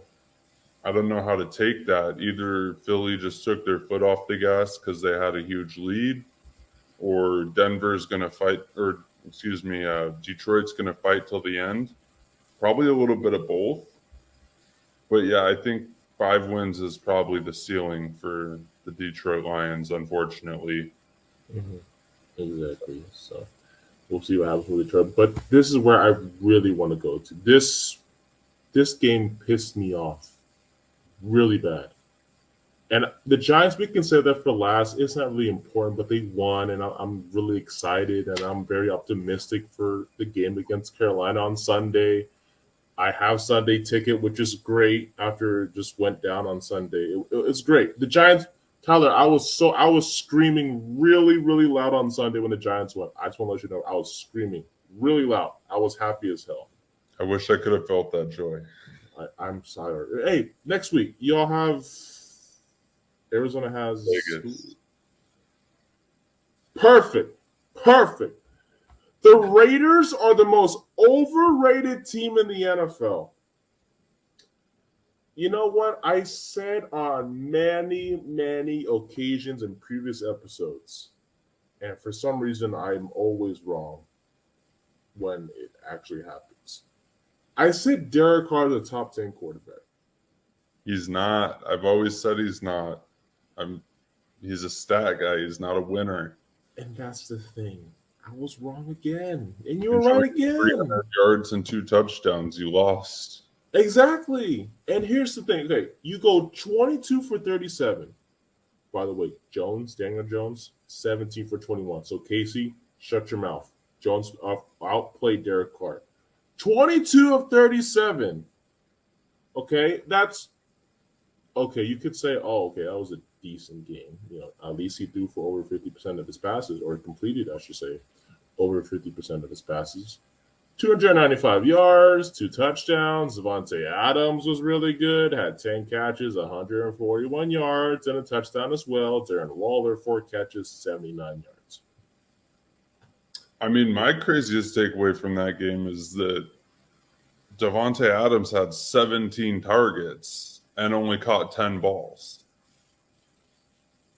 Derek Carr's not even putting them on him because Devontae Adams is going to catch anything that he can get his hands on. But that's the thing. In football, when you have Tyler, we're great friends. Let's say we're on the same team, right? Let's say that you're a receiver who I really love. You've been my best friend since college. I can trust you. I know you. I'm going to throw you the ball whenever I can, right? The defense is going to know, okay, he's going to throw to this guy. So let's key in on this guy, key in on you specifically, so that way I cannot throw to you. Or when I throw to you, it's going to be complete. The same thing happened with Derek Carr, Devontae Adams. Stop with this shit. You have Hunter Renfrow, who is, I love him. He's a good slot guy. 3 catches and for 21 yards. Josh McDaniels, what are you doing? You were an offensive coordinator for the Patriots, right? And you come into Vegas, and we are so optimistic. We're so optimistic to the point where it's like, okay, we have Renfro, we have Devontae, we have Waller. I'm going to coach Derek Carr up to be a top 10 quarterback in the league. And 17 targets to Devontae Adams just because he's Derek Carr's best friend. That's not going to work in the NFL. That's why y'all scored under 20 points against the Chargers. Yes, you did. Justin Herbert. Look, Keenan Allen is his number 1 receiver in Los Angeles. Allen only had 4 catches. Herbert is a good quarterback because he knows how to spread the ball around. Let's face it. Devontae Keenan Allen Adams got hurt in the first quarter. Life's better with a financial partner like Ameris Bank. From opening your first savings account to funding your kids' college tuition, we're with you. From a flash of a business idea to growing that company just as fast. We're with you. From buying a home to tackling the renovations to make it truly yours. We're with you. You have big plans. Financial questions. And decisions to make. And for every idea, life goal, and new venture, we're with you all the way. Visit amerisbank.com/withyou to get started. Ameris Bank, member FDIC, equal housing lender. Wherever you are on your financial journey, at Ameris Bank, we're with you. From setting up your new bank account, You're all set. to expanding your business's footprint, we're with you. From savings plans that advance college funds, to graduation milestones worth celebrating. With every big step and baby step, we're with you all the way. Visit amerisbank.com/withyou and let's turn those money questions into financial peace of mind. Ameris Bank, member FDIC, equal housing lender. But I have Mike Williams though, and he only caught one ball even after Keenan Allen went out. So it does show like Herbert was spreading it around. exactly, whether it's Gerald Everett or Joshua Palmer, Mike Williams to an extent, but he had 1 catch after Allen went down. It doesn't matter because Justin Herbert is obviously so much better than Derek Carr because Herbert is not consistently staring down at one guy for 17 targets. Herbert went 26 to 34, 279 yards, 3 touchdowns, no interceptions. Derek Carr, 3 interceptions, and 2 fumbles. And we say Daniel Jones is bad? I cannot wait till Casey comes back on this show. I am telling you, he has no argument against Daniel Jones because his quarterback, Derek Carr, terrible. And the running game, where was Zamir White? Zamir White was really good in the preseason, right? Josh Jacobs, 10 carries, 57 yards. That's it. No touchdowns. Him and Brandon Bolden, that was the only 2 backs in the backfield on Sunday against the Chargers. That's it. And, you can look at Devontae. Yeah, he had a good game, 10 catches, 141 yards. But when you're getting targeted 17 times, that's a big concern. And, look, And you're only giving 10 carries to your RB1, who's averaging 5.7 a carry. Exactly. That's at the same time. What are the Raiders doing? The ball. If you hand him the ball 2 downs in a row, he's going to get you a first down. Thank you. So what are the Raiders doing? You know, you just because you have Devontae Adams doesn't mean that's like saying, oh, Patrick Mahomes lost Tyreek Hill. They're not going to win the AFC West. And I thought that a little bit. I thought to myself, maybe the Chiefs aren't going to win the AFC West. They just blew out the Cardinals. And I hate to say it, but they just blew out the Cardinals. Without Tyreek, they don't need Tyreek Hill. And now we're all saying, oh, I'm not sure about you, Tyler, but we're like, oh, Devontae Adams in Vegas, Derek Carr is going to have a great year. 3 picks, 2 fumbles, targeting one guy for the whole game. Not Hunter Renfrow, who was really good last year. Not Darren Waller. Waller, 4 catches, 79 yards. Double the amount of catches he had, or maybe the targets, I should say. He had 8 catches for what? 158 yards? He would have outplayed Devontae Adams, and you didn't give Waller the ball. Yeah, I'm worried that the Raiders are gonna slide into the Michael Thomas thing, where Devontae Adams is just gonna turn into slant boy. Because they have to get him the ball some way, right?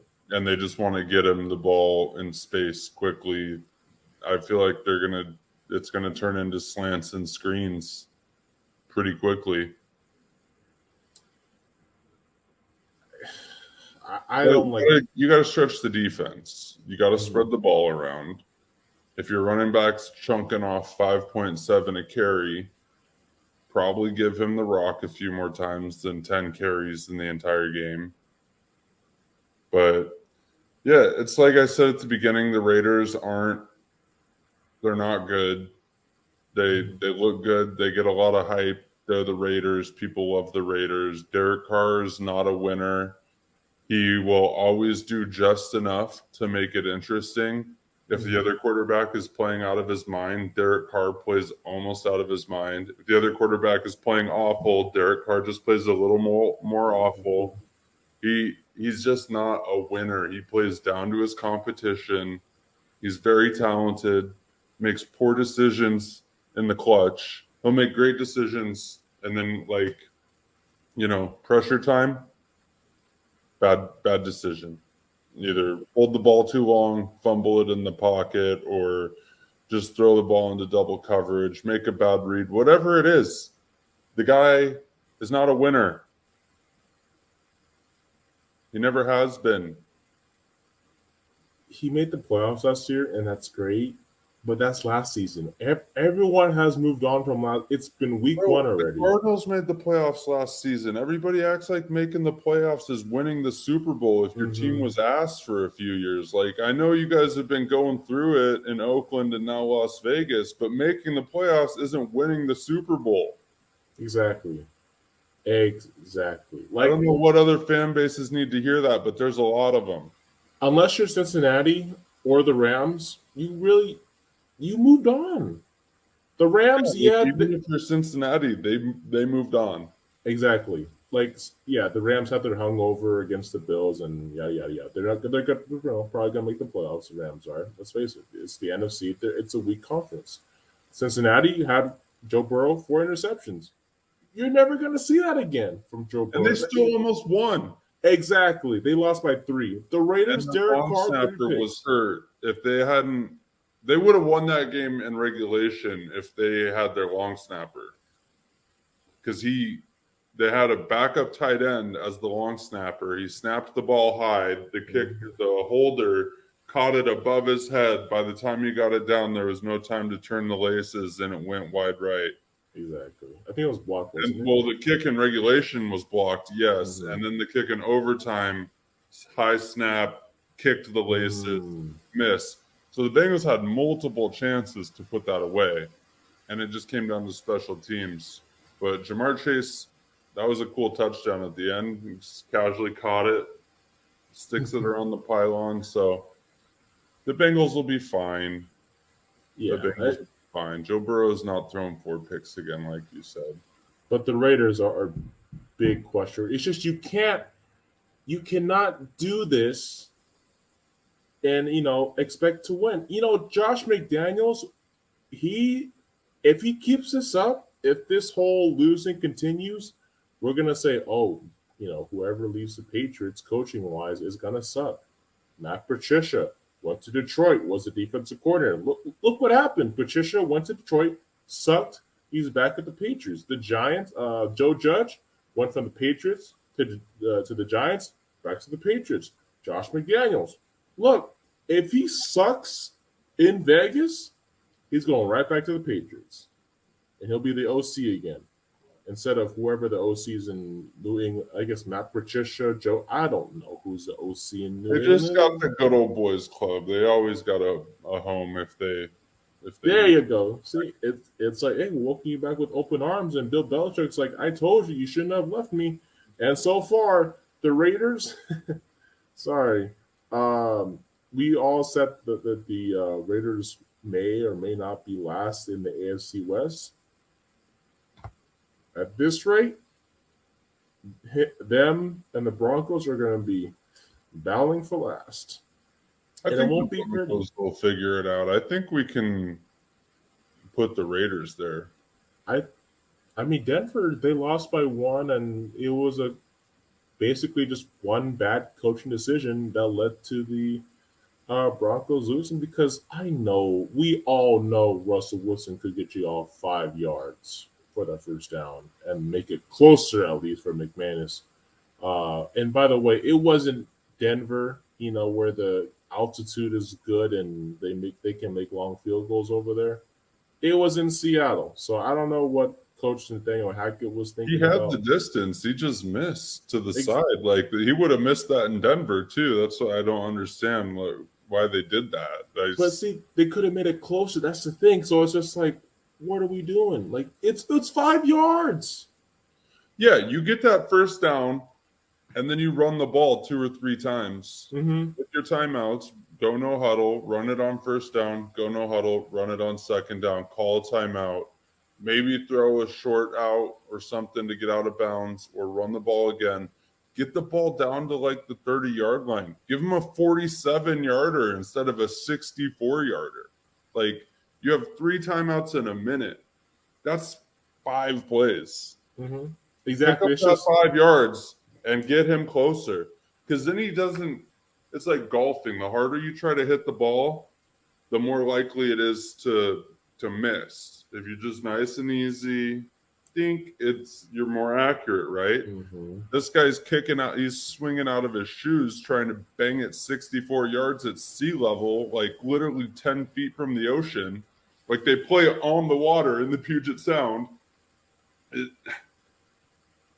Yeah, and it was a humid, warm night there. Like, the balls to even try that. I was impressed that he had the leg, but if you have to kick it that hard, you're gonna, he was pulling him because he's kicking it so hard that he was pulling him with his leg. You know what I mean? Exactly. And if he had been 20 yards closer, he wouldn't have had to boot it so hard. He probably could have followed through straight and chipped it right through.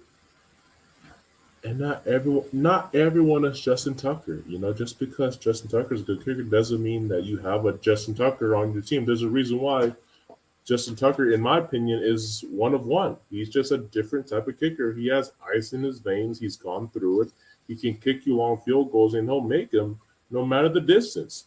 And Brandon McManus, no shame to him, he's a great kicker. Last night is not on him. It is not his fault that he missed.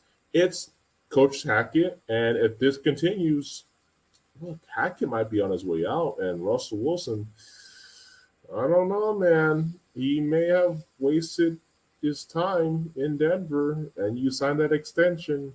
That's not good. So it may be just John Elway is really good about getting these quarterbacks on the back end of their career what they need to win. And he did it with Peyton. He built the team around Peyton, and he did it quick.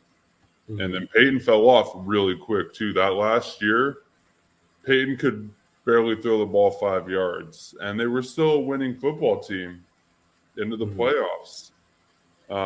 So I do think that John Elway he's gonna listen to Russell Wilson. He's gonna get Russell the tools he wants, and they should improve on offense. The defense looked pretty good, though, I'll say.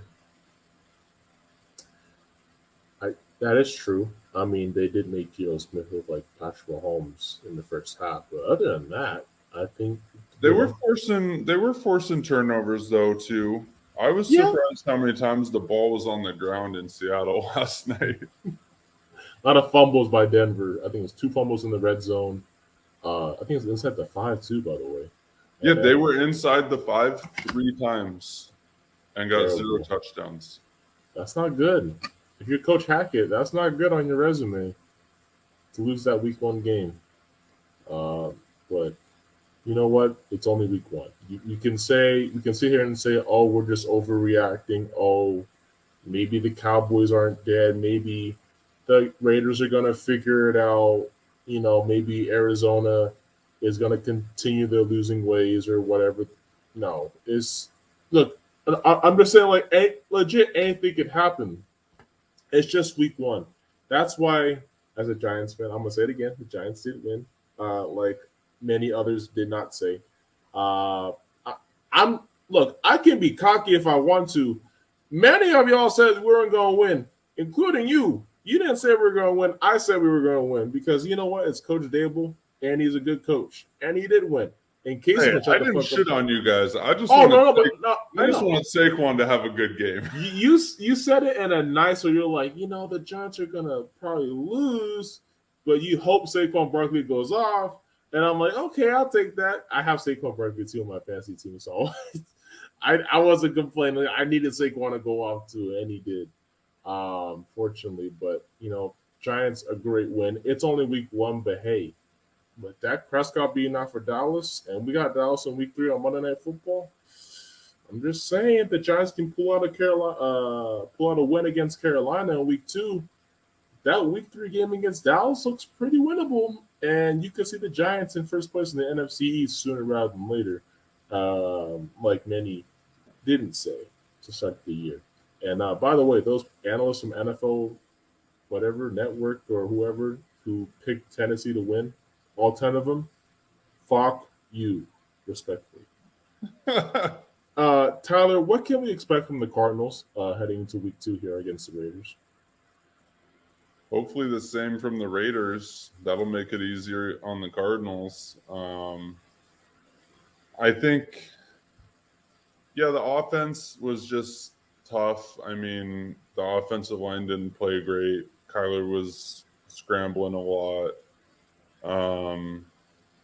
Life's better with a financial partner like Ameris Bank. From opening your first savings account to funding your kids' college tuition, we're with you. From a flash of a business idea to growing that company just as fast. We're with you. From buying a home to tackling the renovations to make it truly yours. We're with you. You have big plans. Financial questions. And decisions to make. And for every idea, life goal, and new venture, we're with you all the way. Visit amerisbank.com/withyou to get started. Ameris Bank, member FDIC, equal housing lender.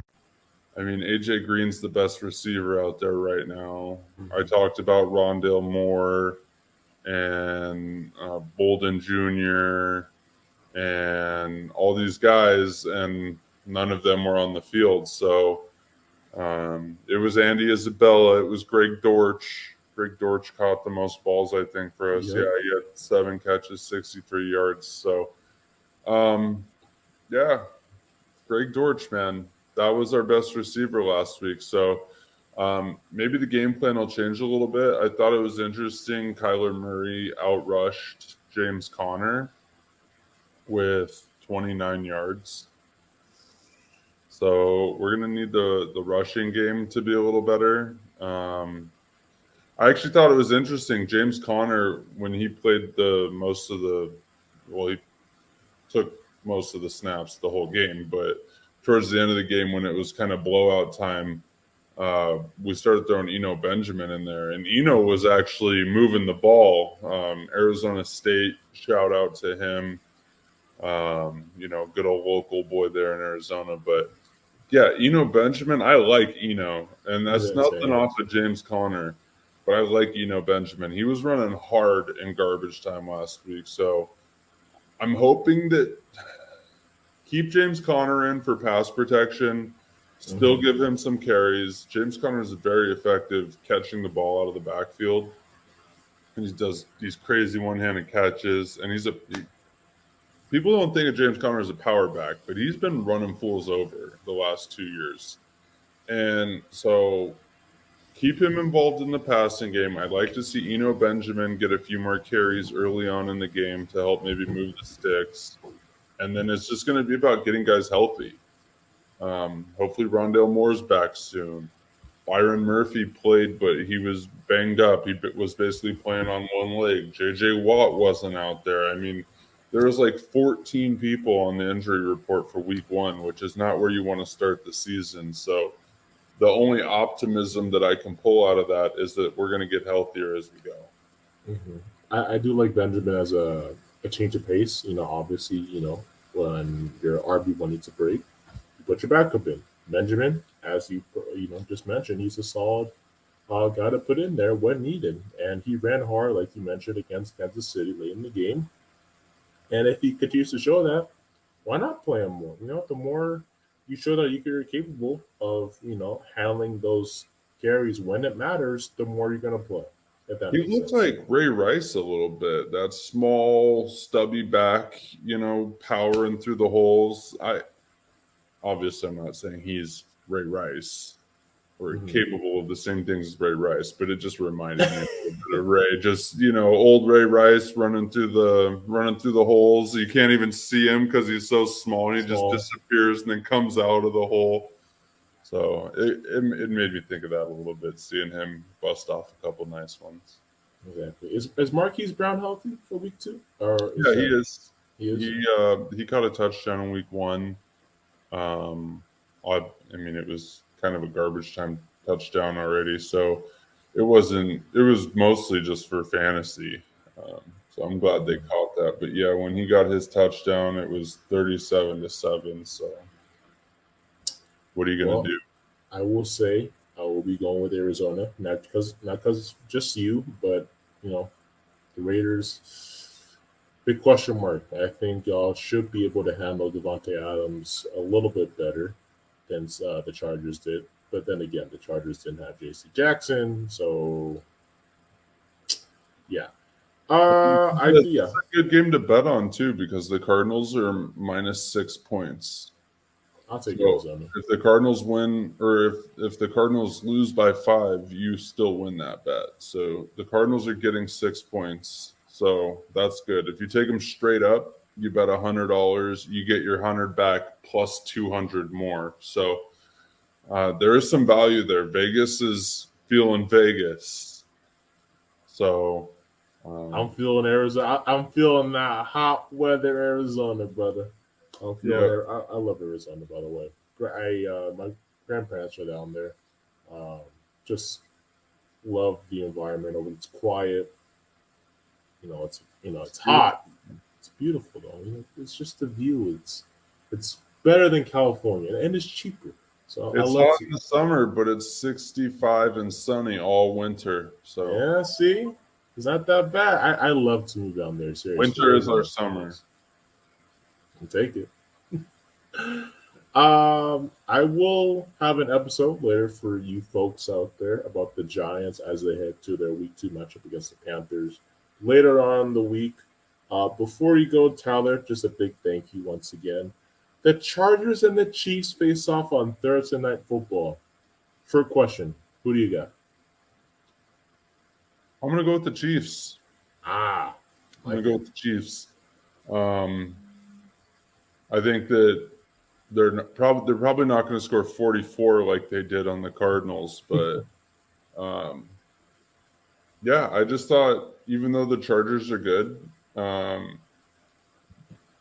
they barely beat the Raiders.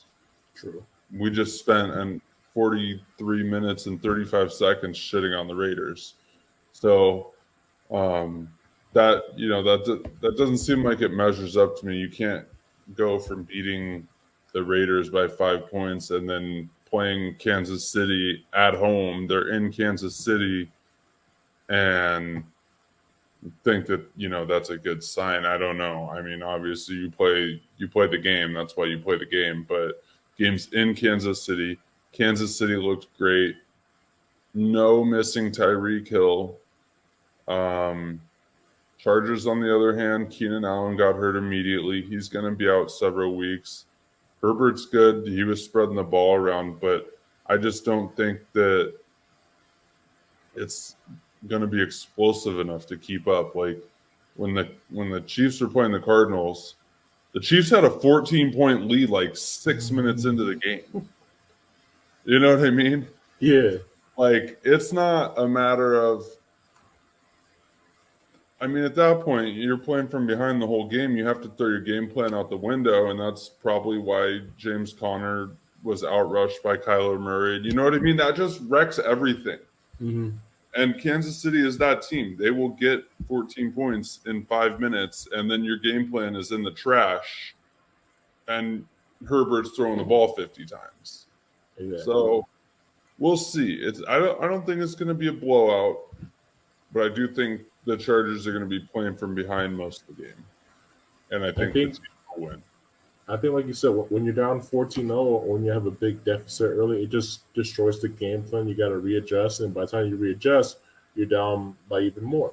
So, yeah, and when you lose like by that much, you bounce back the next week. It just happens, you know, except if you're the Oakland A's.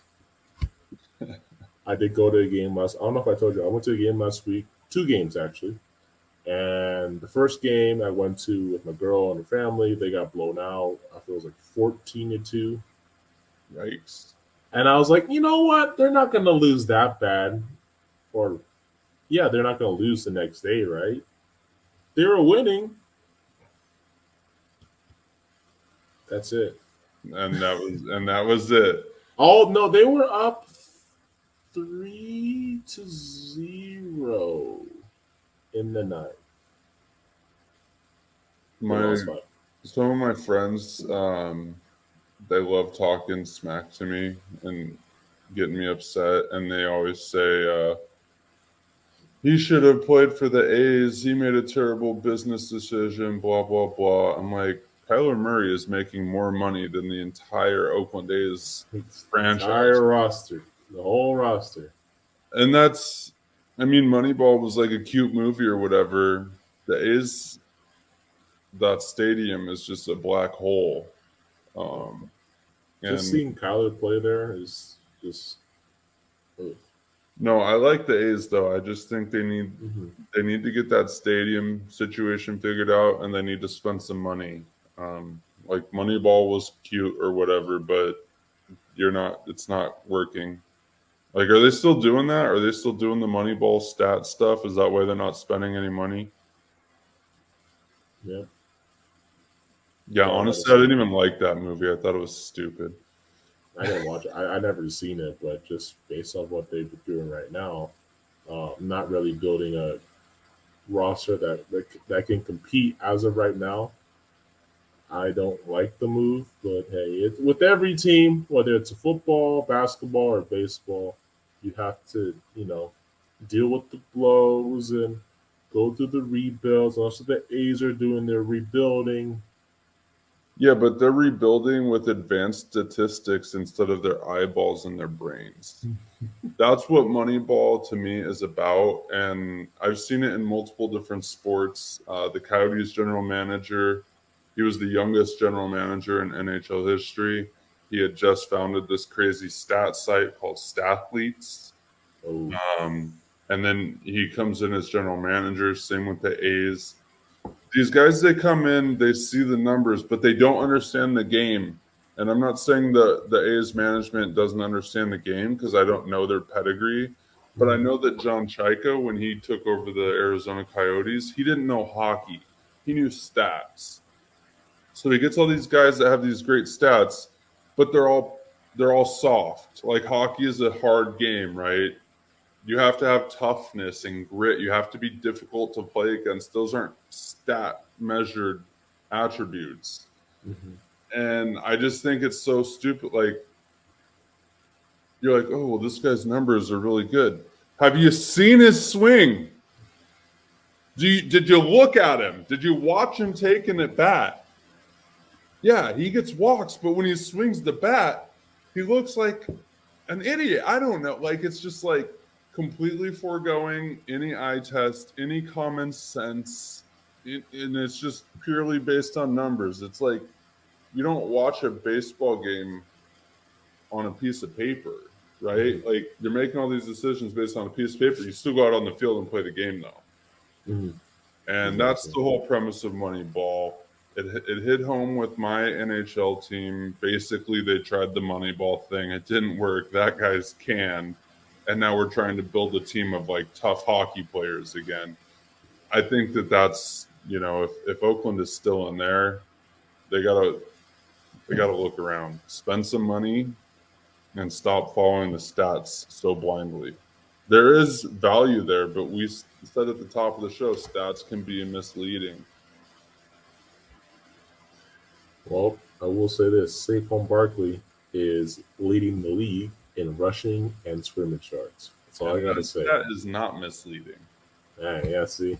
I'm telling you, man, this could be it. I hope this is it, though. I'm not gonna get too far ahead of myself. The last time I did that, it didn't end well for us. But if Saquon does this every week, he's gonna win MVP. Is it just because he's on your fantasy team? No, if you rush for 150 yards and a touchdown 17 times, you're gonna win MVP. I hope so. Running backs don't win MVP, but this could be. What is that? 150 times 17, bro? That would be 2,500 yards. He would break the record if he did this every. I hope so, man. He needs to. I love Saquon, man. I hope he remains a Giant forever. I just love him so much. Like, he's the guy that can change a game and that's what he did against the Titans in week 1. At that 2-point conversion, you have 2 defenders right in front of you, and unless you're Saquon Barkley, you're not gonna break those tackles or evade to the outside. But that's what Saquon does. He's elusive. He's fast. He can do everything. He can throw, I guess, sometimes, but he can mostly run and catch balls out of the backfield, and also line up a wide receiver. And it's not because I'm a Giants fan. It's just look at tape and you'll see it. No, NFL is better when Saquon's playing. I know, it really is. Like, he's just fun to watch. He is. I'm glad the Giants have him. But you know what? It's all good. Week 2. Carolina coming up for the Giants, and many teams have a week 2 matchup they need to prepare for. The Cardinals have the Raiders, the Chiefs have the Chargers, and so on and so forth. And Tyler, I know you got things to do as well. Thank you, as always, for joining the podcast. We'll have you back on in the future, maybe sooner rather than later. We would love to get your betting analysis. And as you may not know, folks, we are thinking about bringing in Tyler every week if he's available. He has a busy schedule. He's a busy schedule in law school. See, smart guy right here.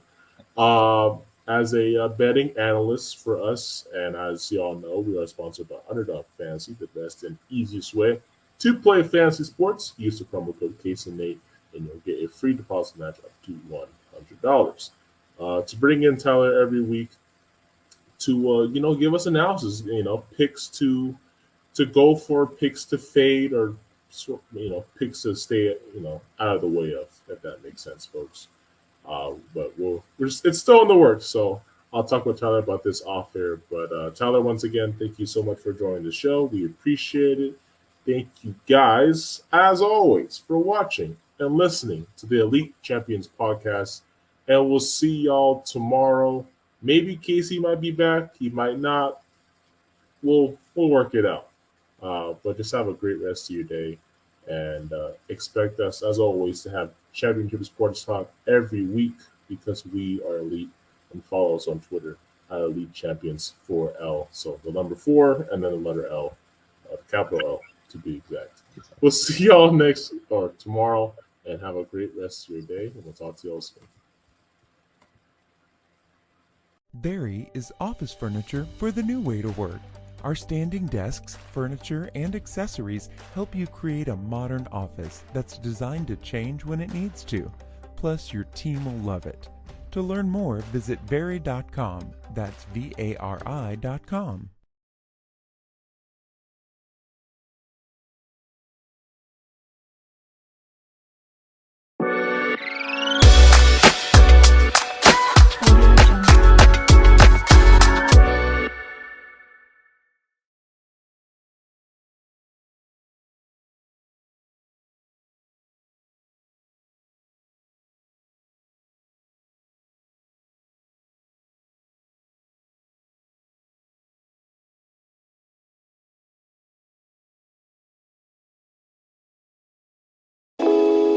Audio Jungle.